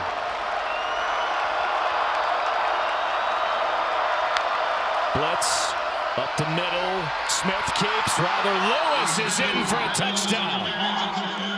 The slippery playmaking ability of the veteran quarterback gives Memphis the lead again. And give credit to the offensive line of Memphis, because they're going to bring an extra 2 defenders in the box. A blitz. Danka blitzes in that B gap, and it's picked up, and Lewis just goes right outside that gap where the blitz comes from and runs it in. So for a young man who we thought may not even play in the game because of his lack of mobility, comes up huge with a big first down run early in the drive and ends up capping off the drive, Matt, with a touchdown run of his own. The young man they call B-Lou. Brendan Lewis doing it big tonight here in ECU. 9 rushing touchdowns this year. There's a flag on the field after the PAT by Gianni Spedic. Then our referee Kevin Randall sorting it out.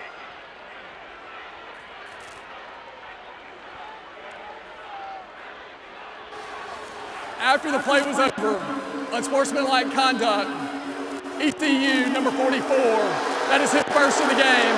That 15-yard penalty will be enforced on the kickoff. The try was good. Preston Carr with the penalty, but the touchdown run by B-Lou, fantastic. Dealing with the ankle and showing some grit and toughness on a November Saturday night in Greenville.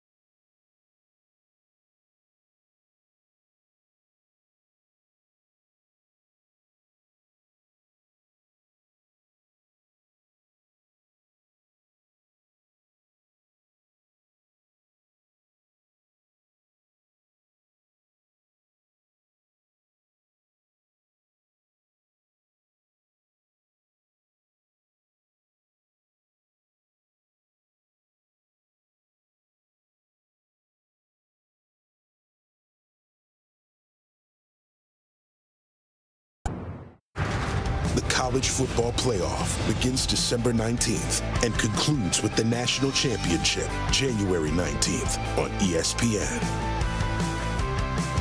The CFP is inching closer and closer as we look at the up-to-date college football playoff rankings brought to you by Goodyear. Right now, South Florida slated as of Tuesday to be the 12 seed. That will obviously change after their loss to Navy this weekend. North Texas may very well be in that 12 spot.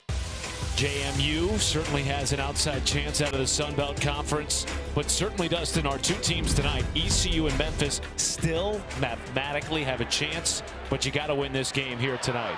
No doubt about it. And both of these teams, I'm guessing, would be keeping an eye on that Tulane game right now. As they're up 11 on FAU, but FAU they're hanging tough.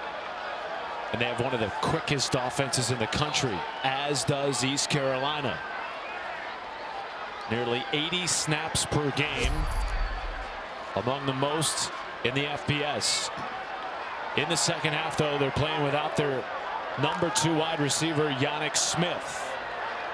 Did not bother them on their last drive. Brock Spalding with 3 catches, including a 37-yarder, putting him inside the 1.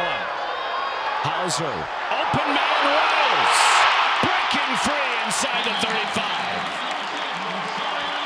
Well, I said it earlier, Matt, these 2 tight ends they have, Riles and Javante Connor. I mean, both these guys are as athletic as you're going to find in this conference, and right there, I don't know how he was so wide open down the sideline. A great play by Hauser in the awareness to see him. Montgomery gains 7, tackled by Watts. All right, so take a look. 6 is right here, bottom of your screen. It's a wheel route here, and the defender ends up biting up. That's Omarion Cooper, the corner, who bites up and allows the tight end Riles to be wide open down the sideline. It was a gain of 42. Now the 4th pass play of 20 yards or more for this East Carolina offense that thought, Dustin, they could hit the explosive play tonight against the Memphis team that has been susceptible to that this year. Well, it started out like a little bit of a defensive struggle early in the game, and now we've had some fireworks, Matt, because I think he picks up the first down himself. Hauser right there on that 3rd and 1. Well, he took a shot. He did. At the end of that second effort by Sam Brumfield. They do move the chains.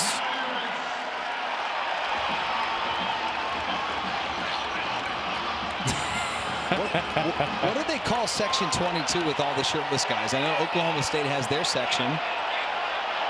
We'll have to do a little research. Maybe some folks can help us out on social media. Mike Wright Jr. into the game at running back. Fake it to him. Hauser had that ball patted and nearly picked off at the line of scrimmage. Taylor Burton, the UT Martin transfer, got a paw on it. Man, it would have been awesome to see another big man running down the field with the football. Already saw one of those earlier today. A thick 6. Oh, there they go. Look at this. The shirtless men they have just been a magnet for some more students. It's like a bunch of, ants finding a little bit of sugar on it. Montgomery, touchdown Pirates. And Matt, as they score that touchdown, I think you're going to see a lot more fans take their shirts off. A heck of a block on the outside by Riles, who just had the great catch to set up this run. Just a little toss to the outside to Montgomery, does the rest. A good block, maybe gets away with the hold there by Spalding. Nonetheless, it doesn't matter. They respond to the long touchdown drive that Memphis just had, and we've got a PAT separating another tie ball game. That is wild, Matt. I don't even know what you would call that. I mean, more and more fans just keep going up there and taking off their shirts. This is incredible. The shirtless bandits in Greenville. Oh my goodness, we've got a tie game. Don't go anywhere. 24 apiece in Greenville.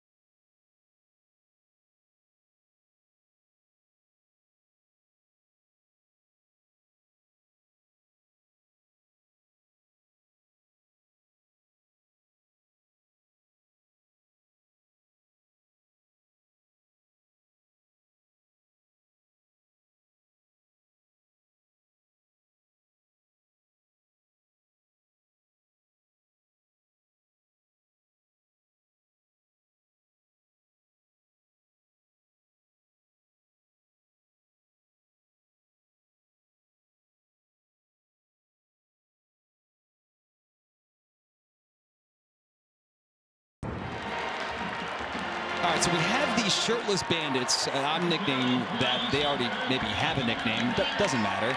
We now had another section of shirtless pirates that decided to then join the larger group of shirtless pirates to create this massive sea of humanity of shirtless dudes who just seem to be really enjoying themselves here tonight on a lovely Saturday night in Greenville.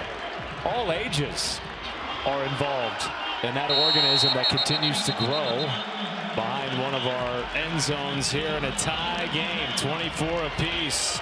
Meanwhile, this Tuesday on ESPN during the intermission of the 15th annual State Farm Champions Classic, we will have the next exclusive reveal of the college football playoff rankings. Reach and the guys will break them down from top to bottom. We know for certain there will be at least one change. South Florida was the 12th seed in the last bracket. They will not be in the 12-team playoff bracket after their loss to Navy earlier today.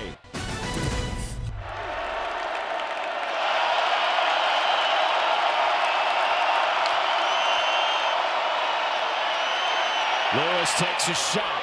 Graham over the middle. In the triple coverage, she was brought down after the ball was batted by Tymir Brown. It's actually a pretty well-thrown football by Brendan Lewis. Trying to find his top guy, Graham down the field. And you're right, he was triple covered. Graham a little bit shaken up, leaving the game after that effort to try and catch that deep pass. This place is starting to rock now, Matt.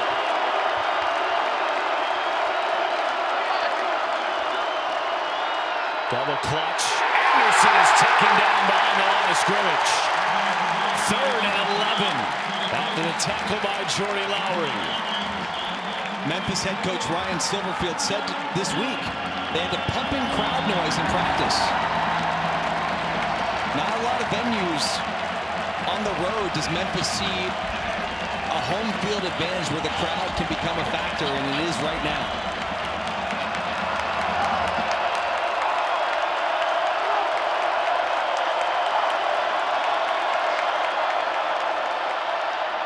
Lewis hits Ross, not nearly enough. Punt unit will come out again for Memphis in their second and out, 3 and out rather, of the second half.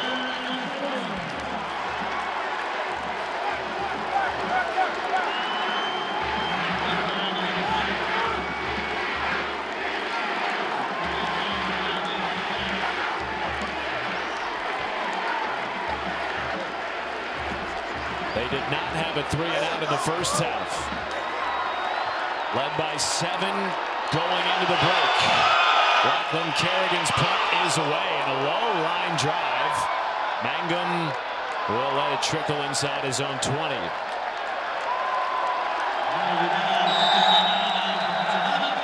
Well, East Carolina may be without one star in Yannick Smith, but London Montgomery has carried the load tonight for the Pirates. He's been exceptional. Yeah, he really has. He continues to have monster games. I mean, basically the month of October and now into November, he has become a different player. And really, when we talked with the coaching staff about that, John David Baker and their head coach, Blake Harrell, said it's just confidence, it's reps. And he's getting more opportunities. And now, 4 weeks in a row, he scored a touchdown. He's had over 80 yards in all 4 games.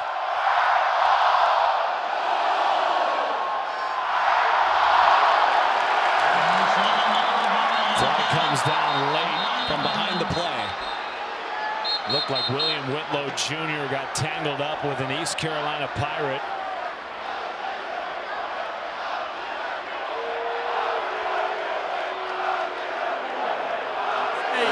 Penalties half the distance to go. Replay first half. The penalties tonight for ECU are starting to stack up. And it's interesting because, Memphis, Matt, on offense, their side of things, they've been having issues with penalties. Tonight, it's the opposite. East Carolina, the one battling the penalties on offense. 8 for the Pirates, none for Memphis. 1st and 17.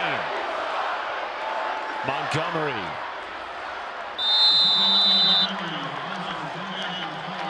Two drives in the second half so far for ECU. Both have resulted in touchdowns, and both have featured explosive plays in the pass game. Hauser looking left. Long throw is intercepted. But a flag is down. Yeah, Spalding was open, and there's going to be a hole defensively. I think they're going to get Cooper number 1. Or did Cooper end up with the pick? Cooper got the pick. The hold's going to be on the outside. Jeremiah Jordan went up to Cooper and said, "My bad," after Cooper popped up with a pick. Yeah, thanks, partner. Good call. Good eye. We will wait for Kevin Randall to clear it up. Pass interference. Defense, number 1. 15-yard penalty from the previous spot. First down. Memphis came into the game causing a turnover in 25 of their last 30 games. They are 20-4 with Jordan Hankins as the defensive coordinator. 3 of those 4 losses have come in games in which their defense has not created a turnover. Dustin, he told his defense this week, we have to turn the ball over or we will not win. So far tonight, no turnovers for the Tiger defense. Yeah, there's Coach Hankins right there. I really like his coaching style. Hauser will take a shot, has Spalding! Just incomplete. Jordan Hankins has to be thinking, we got to cover this guy. Talking about Spalding. That is now how many? At least 3 times he's gotten behind their defense. And that one, I mean, that is a fingertip away from being like a 50-yard reception. Remember, Memphis tonight without one of their primary cornerbacks, Chauncey Logan, did not make the trip. 3rd and long upcoming for ECU.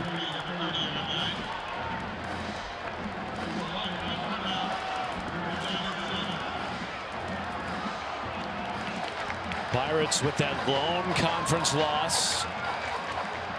A tight loss to Tulane, still well within the race for the conference championship game.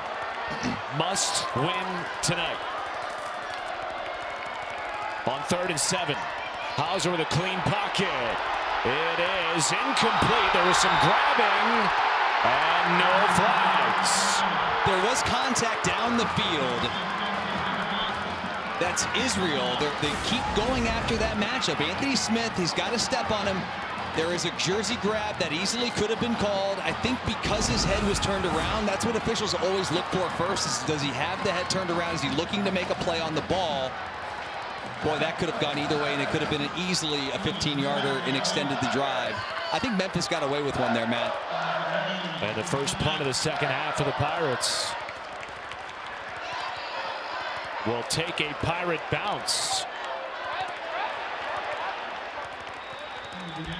Well, coming up later on tonight in the SEC, a monster showdown between top 10 teams, Texas, Georgia, in a rematch of last year's SEC championship game, which went to overtime.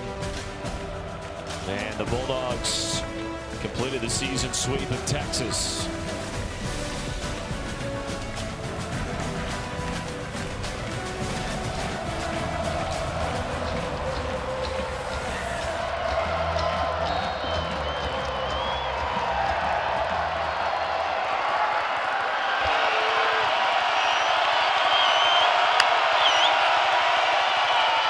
Swing pass to Smith.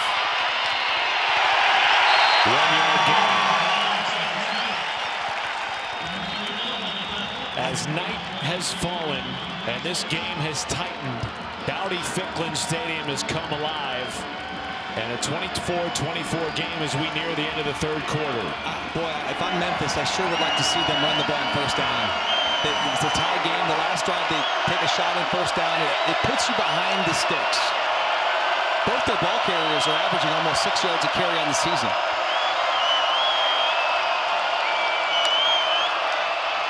DeRosier Slips past one tackle, will make this third and manageable. Wouldn't it have been nice to have that on first down?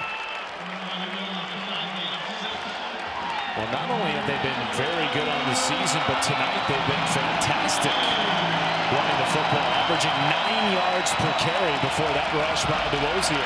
And he picks up, what, about 7 there? And so now, yeah, this is a very manageable 3rd and 3. But you certainly would have liked this to be 2nd and 3. Their bruiser in at tailback, Frank Pizzant.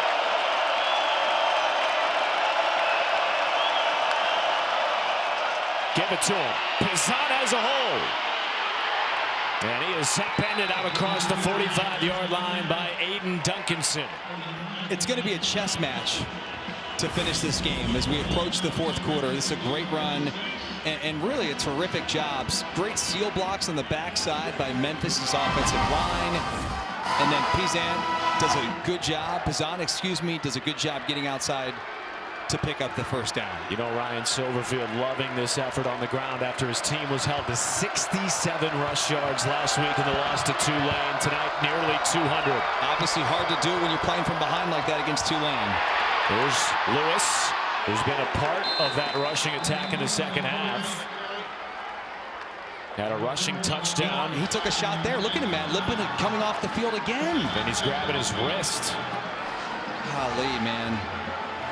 Over the last 4 weeks, it's been his ankle. Now he exits the game gripping his wrist. I wince almost every time he takes a shot because he...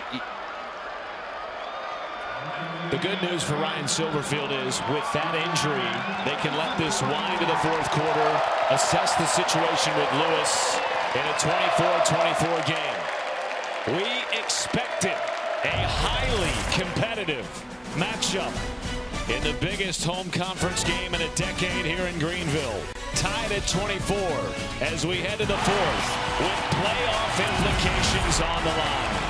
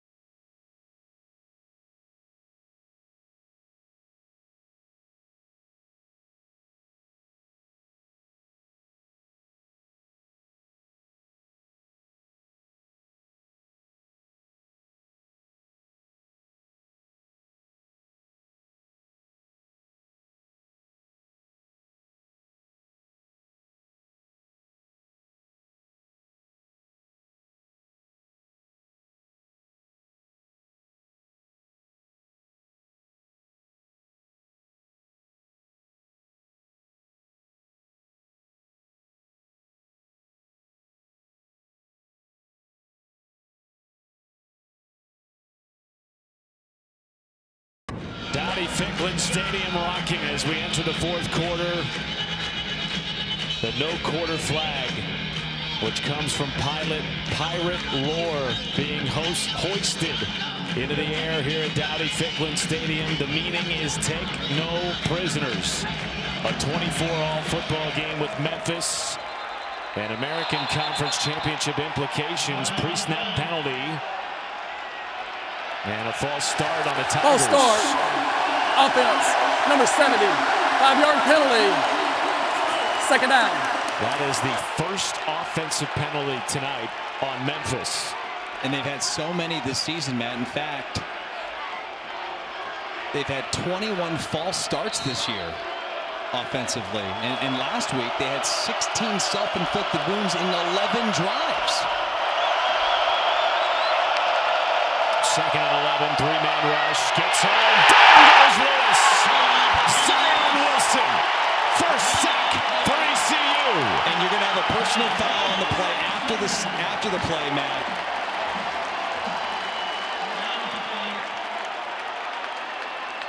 Lewis was gripping that ankle, and he now hobbles towards the sideline again for Memphis.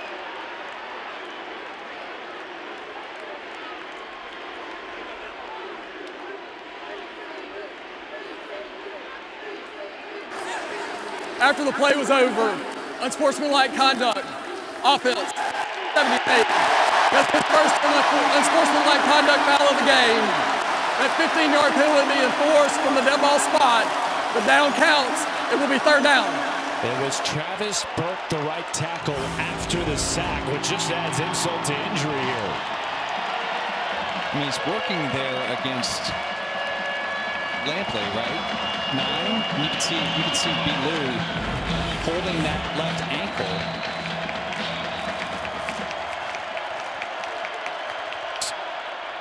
Arrington Maiden to Hawkins. So you had the 9-yard sack, then the 15-yard penalty. And now you got to punt the football. And this was the one thing that Tim Cramsey, their offensive coordinator, told us they had to avoid tonight, Dustin, the drive-killing mistakes and penalties. Well, and that's exactly what happened there. I mean, you had the 5-yard, it was 2nd and 6. You know, you were at midfield, and then you have a 5-yard penalty, a sack, a 15-yarder, and now you're punting from your 30. Lachlan Kerrigan, the lefty, boots it away. Mangum will let it bounce inside his own 20-yard line. Well, let's take a look at today's Good Hands play brought to you by Allstate. What else? Brock Spalding on this 37-yard grab. Watch the right arm as the left arm is caught behind the defender, DeMarco Ward. He catches the ball. It was initially ruled a touchdown. He was down at the 1. They score the ensuing play. Hauser runs it in. But man, Spalding, this dude's impressive. Has stepped up in place of the injured Yannick Smith. Their number 2 wide receiver has not played in the second half. Marlon Gunn Jr. up the middle on first down.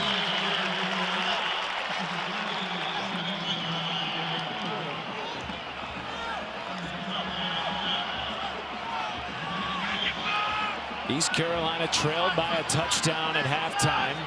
Got a 3-and-out, their first of the game to start the second half. Big momentum shifter in this game. The teams have traded punches since then.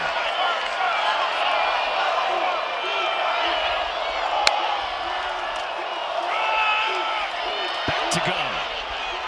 Continues to move the feet for a positive gain. Taylor Burton there to make the stop. Third down.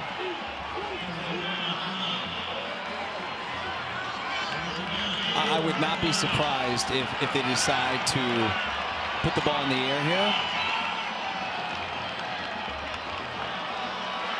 Now they had Smith on the left side of the formation. Now they bring him all the way across, and he's at the wide side of the field. This is probably going to be a run. These receivers are so far away.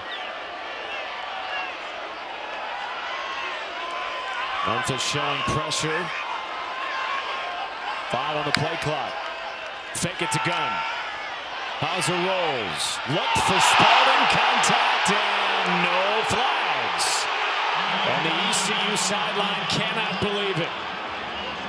Jeremiah Jordan made the play on Spalding. Here's another look. It was early. I mean, there's no doubt. You can see it right there. He was early. I mean, that flag could be thrown. I think we've had 2 drives back-to-back where Memphis could have easily been flagged for PI, and drives would have been extended. But they're letting them play. They are. And the calls have been consistent tonight, whether they're accurate or not. Guess who's punting? It's Mike Wright again. Had a 40-yard punt in the first half. How about this? Rolls all the way to the 25-yard line. And that one was 52 by the transfer quarterback who started SEC games at Vanderbilt. Tied at 24. We'll step aside from Greenville.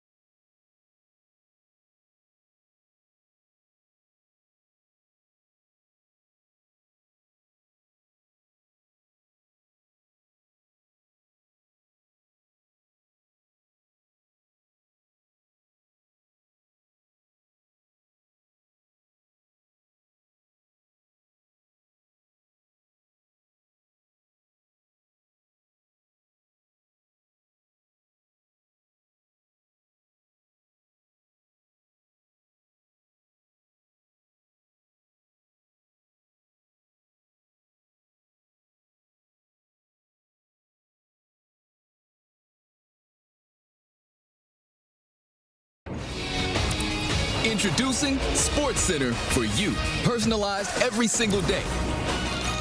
Now available on the ESPN app. Powered by your favorites.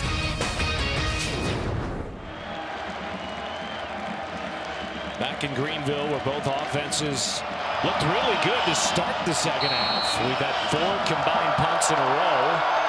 And after the 50-yard punt by Mike Wright, Memphis begins this drive inside their own 25. DeWosier Jr. stops, starts, and churns ahead for extra yardage.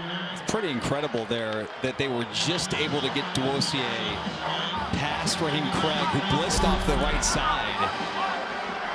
And they had the right play dialed up because it was a run blitz that was just off the wrong side. Got lucky. Lewis has to take off, has all day, and does not go down easy. Into plus territory. What a war daddy Lewis is, Matt. This young man is battling his tail off in this game. I mean, he could have slid here at the 50. Continues to run, picks up an extra probably 12 yards or more inside ECU territory. What a play. 27-yarder. Back-to-back rush attempts from Memphis. You've been calling for it all second half. Run the ball on first down. They have, and they pick up 2 first downs. Duozier again, that time strung out, but a flag comes in. And given the spot of the flag, potentially a hold here after the tackle by Preston Carr. Yeah, I think they're going to get Breland again, 71. Holding Danko. Offense, number 71, 10-yard penalty, replay first down. 7, Danko's the one who was complaining of being held, and yeah, they flagged 71. Now that's 2 drives in a row with what offensive coordinator Tim Cramsey calls drive killers. Penalties, sacks, tackles for loss. Gave up a 9-yard sack with a 15-yard personal foul last drive. You can still run it here. It's first and forever, but you can still take off and go. Underneath, Duozier spins out a run, but not the second. DJ Johnson Jr. from the linebacker position makes the play.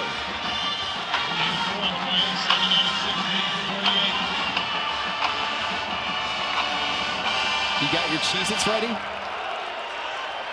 Oh, you're prophesying. I told you yesterday. I told you yesterday. Here, huh? I told you yesterday. I had a feeling. There's a lot of time left, but it's trending that way.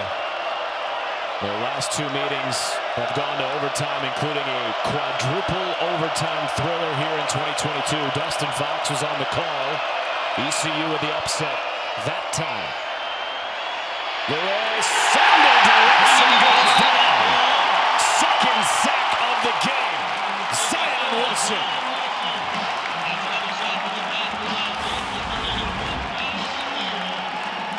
It's a blitz. It's a twist.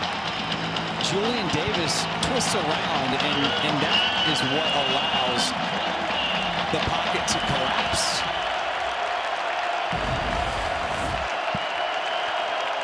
Now 3rd and forever. Need 21 yards for the first down. And Memphis today just 3 for 10 on 3rd down.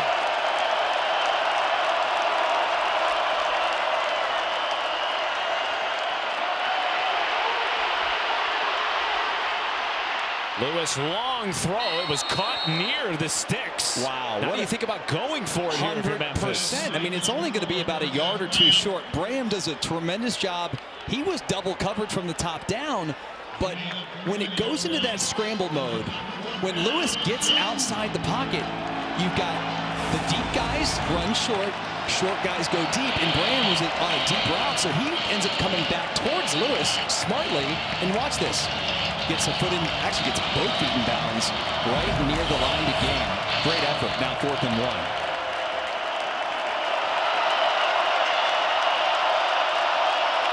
Three seconds on the play clock.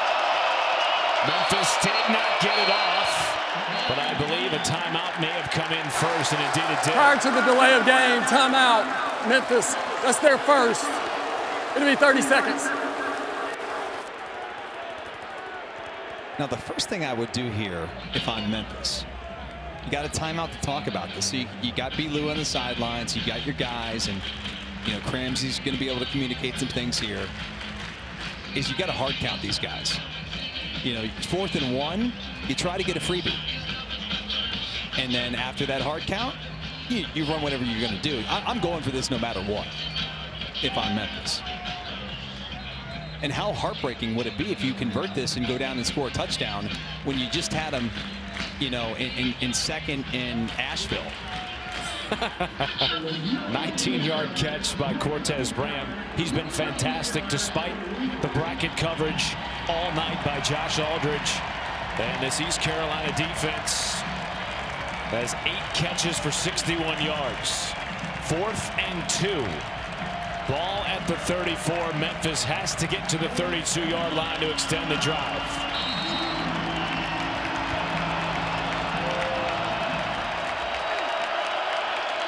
Quick snap, pressure. Lewis dances and has a first down. The toughness of this senior quarterback has been nothing short of remarkable tonight. It's a resilient young man who's been through a lot of adversity and through a lot of losses and a lot of change and a lot of turmoil, and he's on a really good team right now, and you can just see it. I mean, this guy is getting dragged to the ground. He's getting like hogtied to the ground by every which way, and yet he continues to fight. I'm impressed. This kid's a tough dude.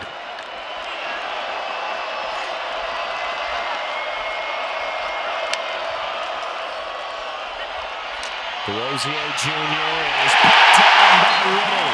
What a tackle by the starting sophomore safety. Haven't called his name that much today, but this is a big play. This is probably going to be a touchdown. If he doesn't make this open field tackle, DeWosier would be out the gate. An NFL talent, in the words of Blake Harrell, leads his team in tackles, pass breakups, and interceptions. As a true sophomore, makes it 2nd and 11.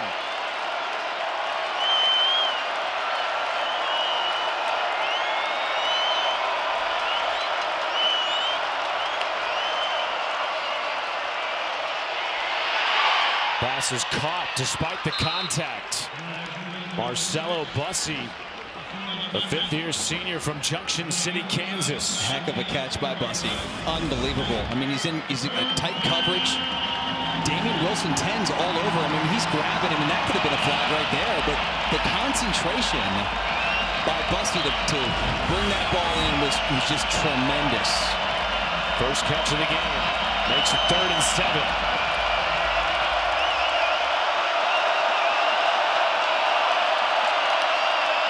Pressure up the middle. Underneath Adcock. Short of the line of gain, I believe, based on the spot on the far sideline. If it's short, I mean, it's short by a piece of paper. It's very close. It's going to be 4th and about less than a yard. Memphis has already converted on 1 4th down on this drive. Trying to do it again in front of 37,000 on the road in Greenville. It's getting greater later, partner. Frank Pizzat will dot the I. Matt Adcock is fullback. Pizzat is stepped up. Did not get the first down.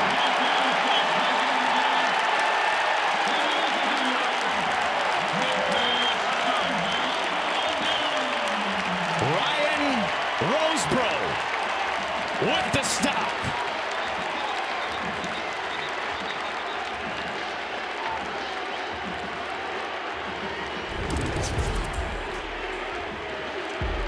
Talk about no quarter.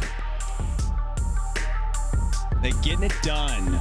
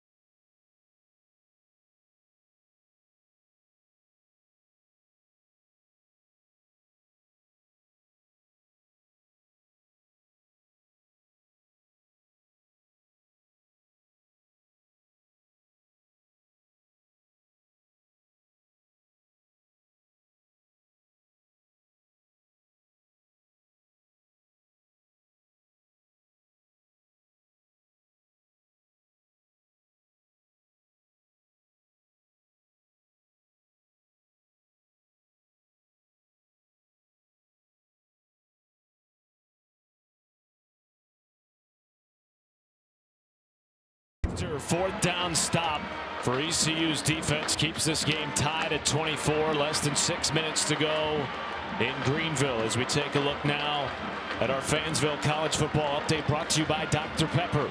Northwestern Indiana tied for the most losses all time in the FBS. At Wrigley Field today, Northwestern gave number 18 Michigan all they could handle, and the fans of Indiana have seemingly forgotten their long losing history as they have advanced to 11-0, their best start in program history with a win against Wisconsin today. Be interesting to see if there's any movement. 1 and 2, Ohio State and Indiana in the college football playoff rankings, which will be revealed on Tuesday. Tackle for a loss in the backfield. London Montgomery brought down by Jalen Bell. Boy, both these teams defensively have come alive at times in this game, and certainly this 4th quarter. Boy, it's going to be a chess match to finish this ball game, and someone's just looking for points. Top 2 defenses in the American Conference. Pass is caught by Anthony Smith. Leading wide receiver will make it 3rd and short. Caton Hauser, first time ever in his career going into a season named QB1. Spent time as a backup with spot starts at Michigan State. Last year began the season as a backup. Then won the starting job over the last 7 games. Went 5-2 with a bowl win against North Carolina State. This team this year began the season 3-3. They've since won 3 in a row. Second longest active win streak in the conference. It has put them squarely in the conversation for the conference title. And a great second effort by Montgomery. Now the spot is interesting here, and they will move the chains.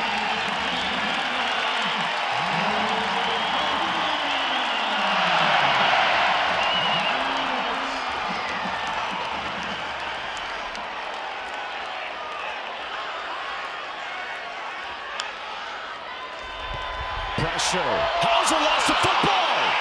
Memphis says they have it.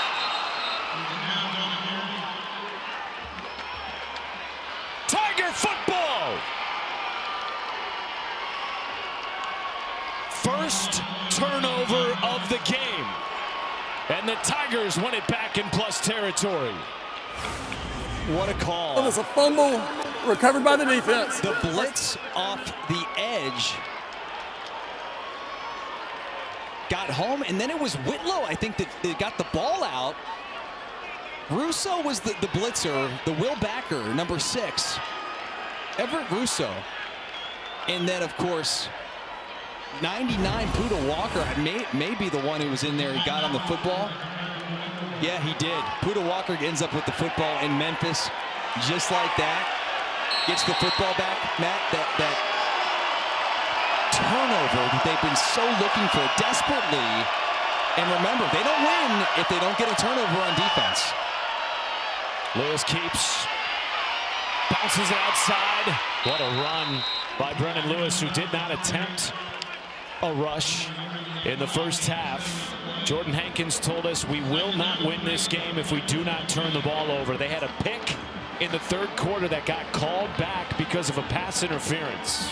Matt, he looked us dead in the eye yesterday because I asked him about the Tulane game. I said, Coach, I mean, you guys get turnovers every week, but you didn't have one against Tulane. I said, he's like, we can't win if we don't get a turnover. And it's, I mean, the stats back it up, and we'll find out how this game finishes up. But right now, that was the play of the game. Sutton Smith up the middle has a first down. You said the stats back it up. Certainly the record does. Memphis has just 4 losses with Jordan Hankins as the DC. In 3 of those losses, they did not produce a turnover.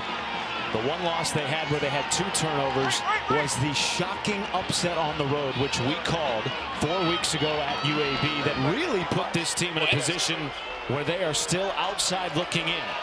But a win tonight keeps them in the conversation at 9-2. Lewis up the middle. And he was cut down promptly by Raheem Craig, the second-year transfer from Louisville. And, you know, part of this here now is you want the clock to tick. And Timeout. ECU. Time is of the essence. Don't go anywhere.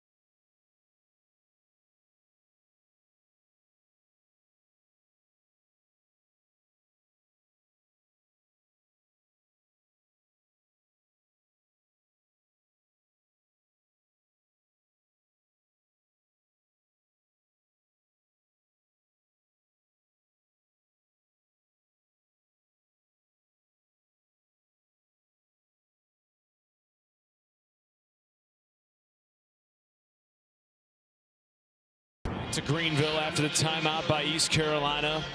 Their offense had a little bit of a drive going. Then the fumble by Caden Hauser gave Memphis the football in plus territory. After, remember, on Memphis's last drive, they opted to go for it on 4th and 1 rather than kick the field goal. They were stopped by ECU. Tremendous defense both ways in the 4th quarter. And now Memphis 2nd and 8 in the red zone.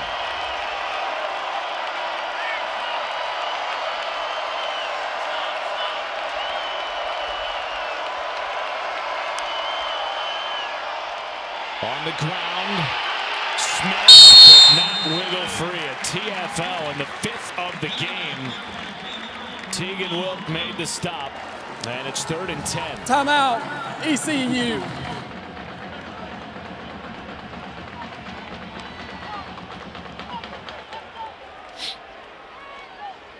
So the one thing here, Matt, I know you got to take care of some business there. Do your thing, and I'll let me pay our last bill. Pay some bills. We got the UFC tonight. Prelims, of course, on ESPN Plus. Then you can catch the main events, including 2 title fights on the women's side over on pay-per-view. That's coming up at 10 p.m. Eastern tonight on ESPN. All right, go ahead. Can't turn the ball over here if you're Memphis. Meaning, you want to be aggressive and you'd love to have a touchdown, but you have to secure the 3. It's the most important thing. Your defense has played so well. Like, if you at least secure the 3, you put all the pressure on ECU, who just turned the ball over. Memphis is playing with confidence on defense, and then you see what happens.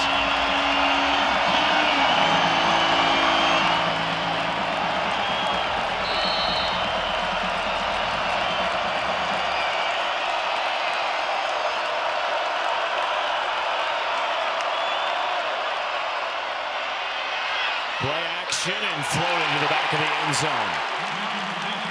Incomplete. Intended for Christian Ross, and now Gianni Spedic, their excellent field goal kicker, who's already hit one tonight, will come on for a potential field goal to take the lead.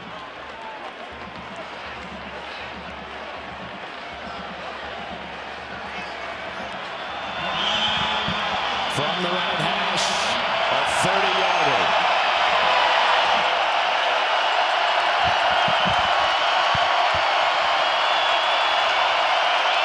Spot down, kick is good. Spedic makes it a 3-point game. Plenty of time by East Carolina, and by taking those timeouts, which some would say, well, do you need to take those timeouts there? I would say I'm okay with that, because you've got 2.5 minutes here plus a 2-minute timeout to go win the football game. For an offense that can score in a hurry, they average 80 snaps per game, among the most in FBS. Seconds between plays, among the fewest in the country. Blake Harrell's team has been on a roll over the last month of the season. 3 consecutive wins. Just the lone loss in conference play. And their dynamic athlete, Mike Wright, who can return it, punt it, run it, catch it, throw it. Sell popcorn at halftime. And work for Georgia Power somehow during the day. A full-time job. In a work day for Mike Wright. Wright will think about throwing it and take a knee. Whoa, that just gave everybody pause in the stadium here at Dowdy-Ficklen. Well, after the win today by North Texas, handling business against UAB, they remain in the driver's seat to make the conference championship game. Navy with a stunner took down USF, who was entering the weekend a Group of 5 favorite to make the CFP. Tulane right now with a 35-16 lead over FAU, so they'll move to 5-1, barring something crazy. And ECU needs a victory to keep pace. London Montgomery run out of bounds by Everett Rousseau Jr. As Dustin mentioned, they do have the 1 timeout plus the 2-minute timeout. And they have an excellent field goal kicker who's already hit once tonight from 49. Nick Mazie waiting in the wings. Hauser over the middle, and a sliding catch is made by Mangum. And that will take us to the 2-minute timeout.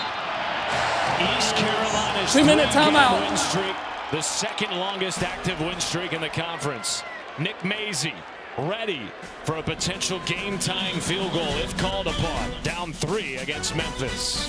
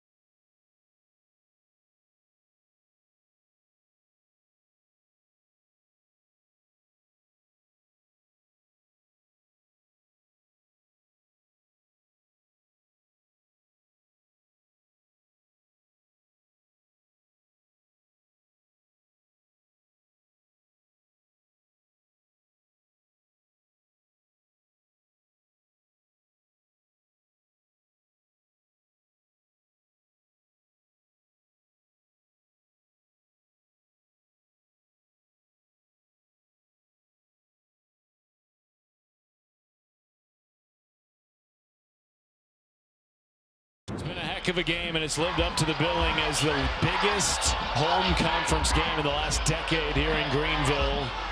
These fans hoping for a comeback victory. Just 3 points scored so far in the fourth quarter. Winner of this game really keeps their chances alive for a spot in the American Conference title race, particularly ECU with that lone conference loss. Hauser on play action. Underneath, it's the Serial Riles.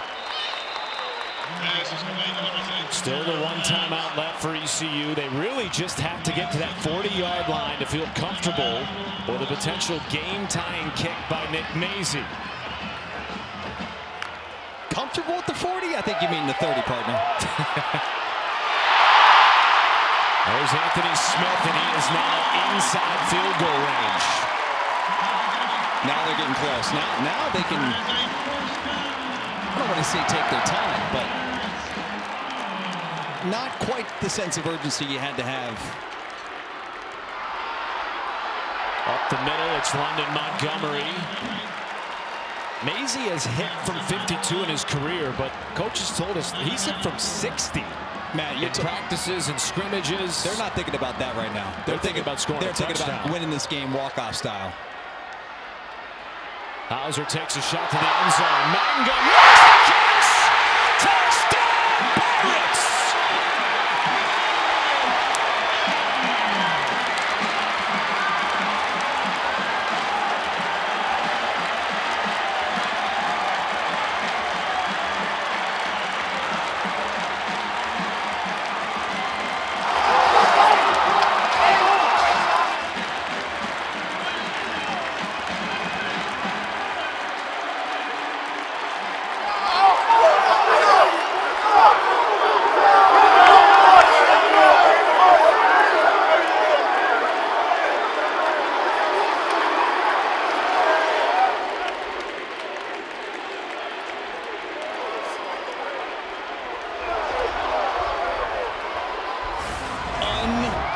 Unbelievable.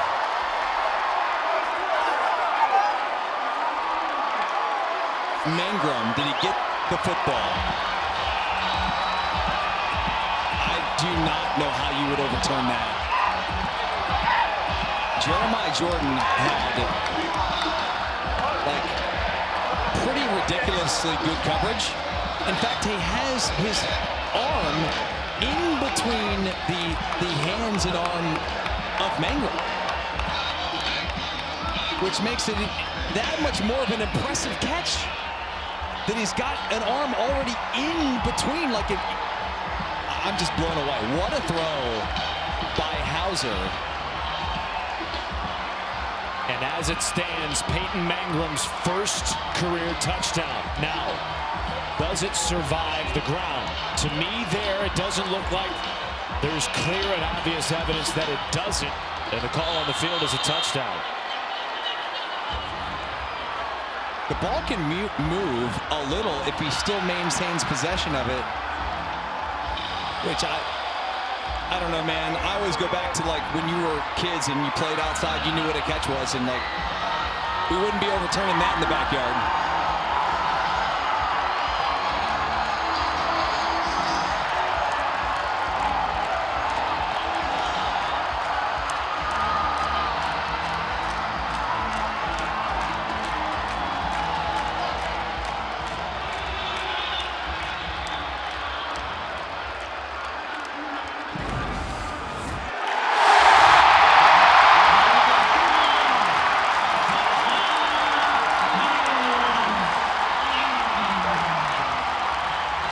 So Peyton Mangrum had never had a career touchdown prior to tonight. What a time for your first to give ECU its first lead since it was 7-7 in the first quarter.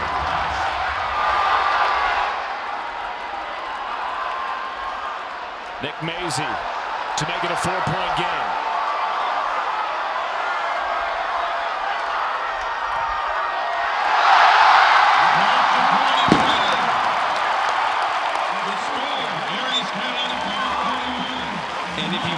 those students who are shirtless have moved from the upper deck all the way down to the lower bowl, and they are fired up right now.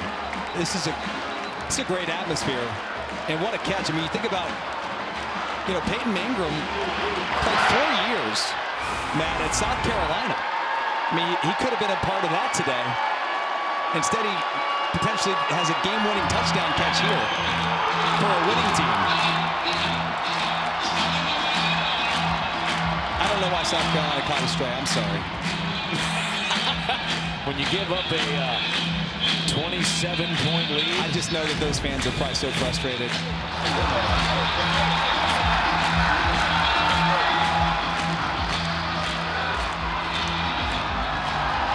Sutton Smith waiting for a fair catch. All right, 68 seconds. Got to go the length of the field. If you're Memphis, 2 timeouts for Ryan Silverfield's team. ECU's defense has been spectacular all year long, and tonight they've come up with some big plays, Dustin Fox, including sacks and TFLs abound. There's no doubt. And here's the thing, Matt. This defense has already played well. Now they know exactly what they have to do, and they know exactly what Memphis is going to do. They can't use the running game here with a minute left. I mean, yeah, they have 2 timeouts, but they need to score in a hurry. Below, being chased, flag is down for a hold, and he kills it by throwing it out of play. Chris Evans, the left tackle, was on the ground just trying like heck to ensure his quarterback didn't get sacked. Yeah, and you'll accept this penalty and take him half the distance to the goal because the time matters more than the downs. Holding offense, number 61, 10-yard penalty, replay first down. They have not had an offensive penalty until midway through the second half, and there have been some big ones since for Memphis. Now 1st and 20 with less than a minute to play. They got to find Graham, and they got to find Graham in a hurry. Bottom of your screen. Lewis with time underneath. Anderson does not get back to the original. They got to call timeout, and they do. They have to call timeout. There would be too much time. If you throw in the middle of the field. Memphis, that's their second. It'll be 30 seconds. Because that only picks up about 8 yards. Can you still work the middle of the field if you're Brennan Lewis? You can if you're working past the line to gain. Because at that point in time, now if you throw this past 13 yards, middle of the field, you're fine because you can get up and you can spike it. Or you could just use your timeout if you want to save that down. Conversely, how do you defend this if you're Josh Aldridge and ECU? Well, number one, I'm being aggressive because you've got a quarterback who we know is banged up. And he's limited, especially later in the game. That ankle seems to bother him worse and worse as the game goes on.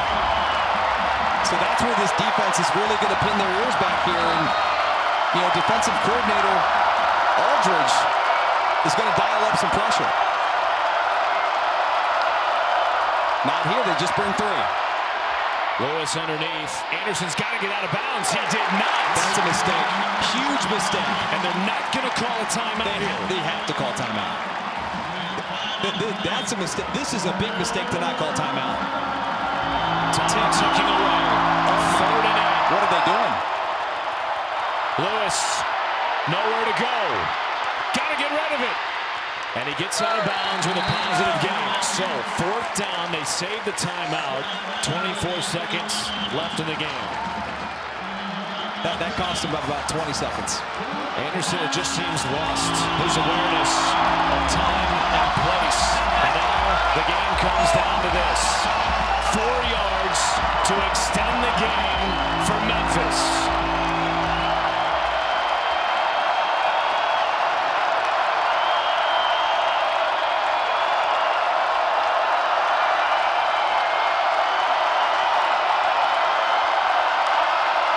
Three-man rush.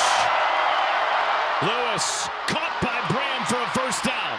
And he's out near midfield. Now you can spike this. You can spike this. You've got time. You can save that timeout in case you want to work the middle of the field again. They decided to run a play, and now hang on a second here. There was a whistle beforehand, and a timeout was called by ECU. They're going to have to put time back on the clock here. There should be 17 seconds on the clock. Timeout, ECU. That's their third charge timeout. It'll be 30 seconds. Please reset the game clock to 16 seconds. I agree with you. It should be 17. Instead, it's 16. Thank you. Either way, you know, they were going to run a play there. I think they should have, you know, spiked the football because there's not even enough time for really 3 snaps. You got one more play to get a chunk to get closer to the end zone, and then you air it out. Yeah, I mean, you're looking here at anything you can get beyond 10 yards is a win because that'll allow you plenty of arm strength and time to get it to the end zone. But, I mean, you still have a timeout. So you can totally work the middle of the field. You can even pick up 20, 25 yards, which would be huge. And then let Lou do his thing. Need a touchdown. Again, they drop 8. Lewis underneath, and it's broken up. What a defensive play. That was great. Jordy Lowry, 15, with the hook and swat on Jamari Hawkins. That is an old school hook and swat. ECU, despite their 6-3 record, still with an outside chance to make the CFP via an automatic bid by winning the conference championship game. Monumental 11 seconds in Greenville. Long throw. Bussey's tackled. They're going to call timeout.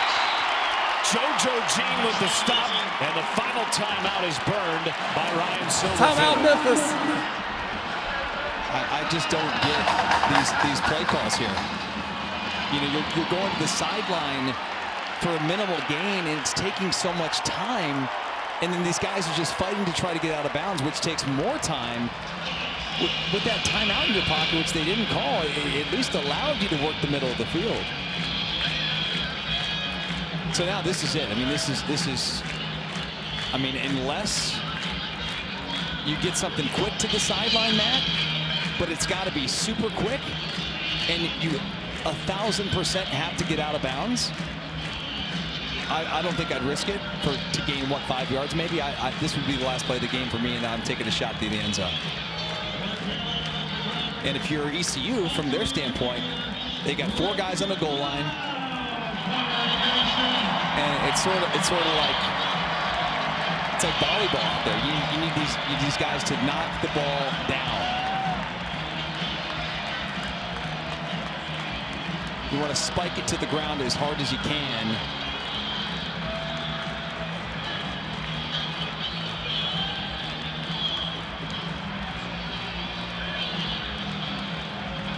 And the students here at Dowdy-Ficklin are lining up to rush the field. Biggest conference home game in 10 years. With the conference championship race at large. Final play of the game. Lewis, untroubled, downfield. It's all over. ECU with the comeback.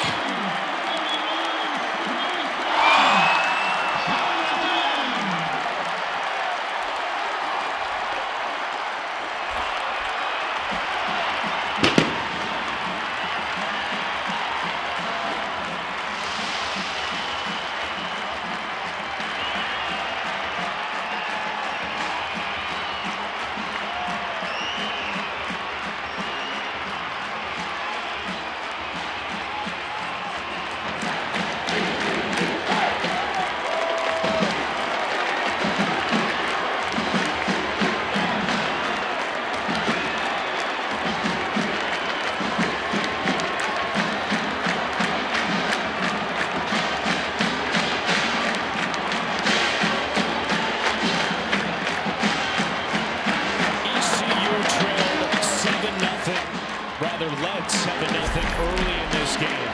They did not take another lead until the final minute of this fourth quarter.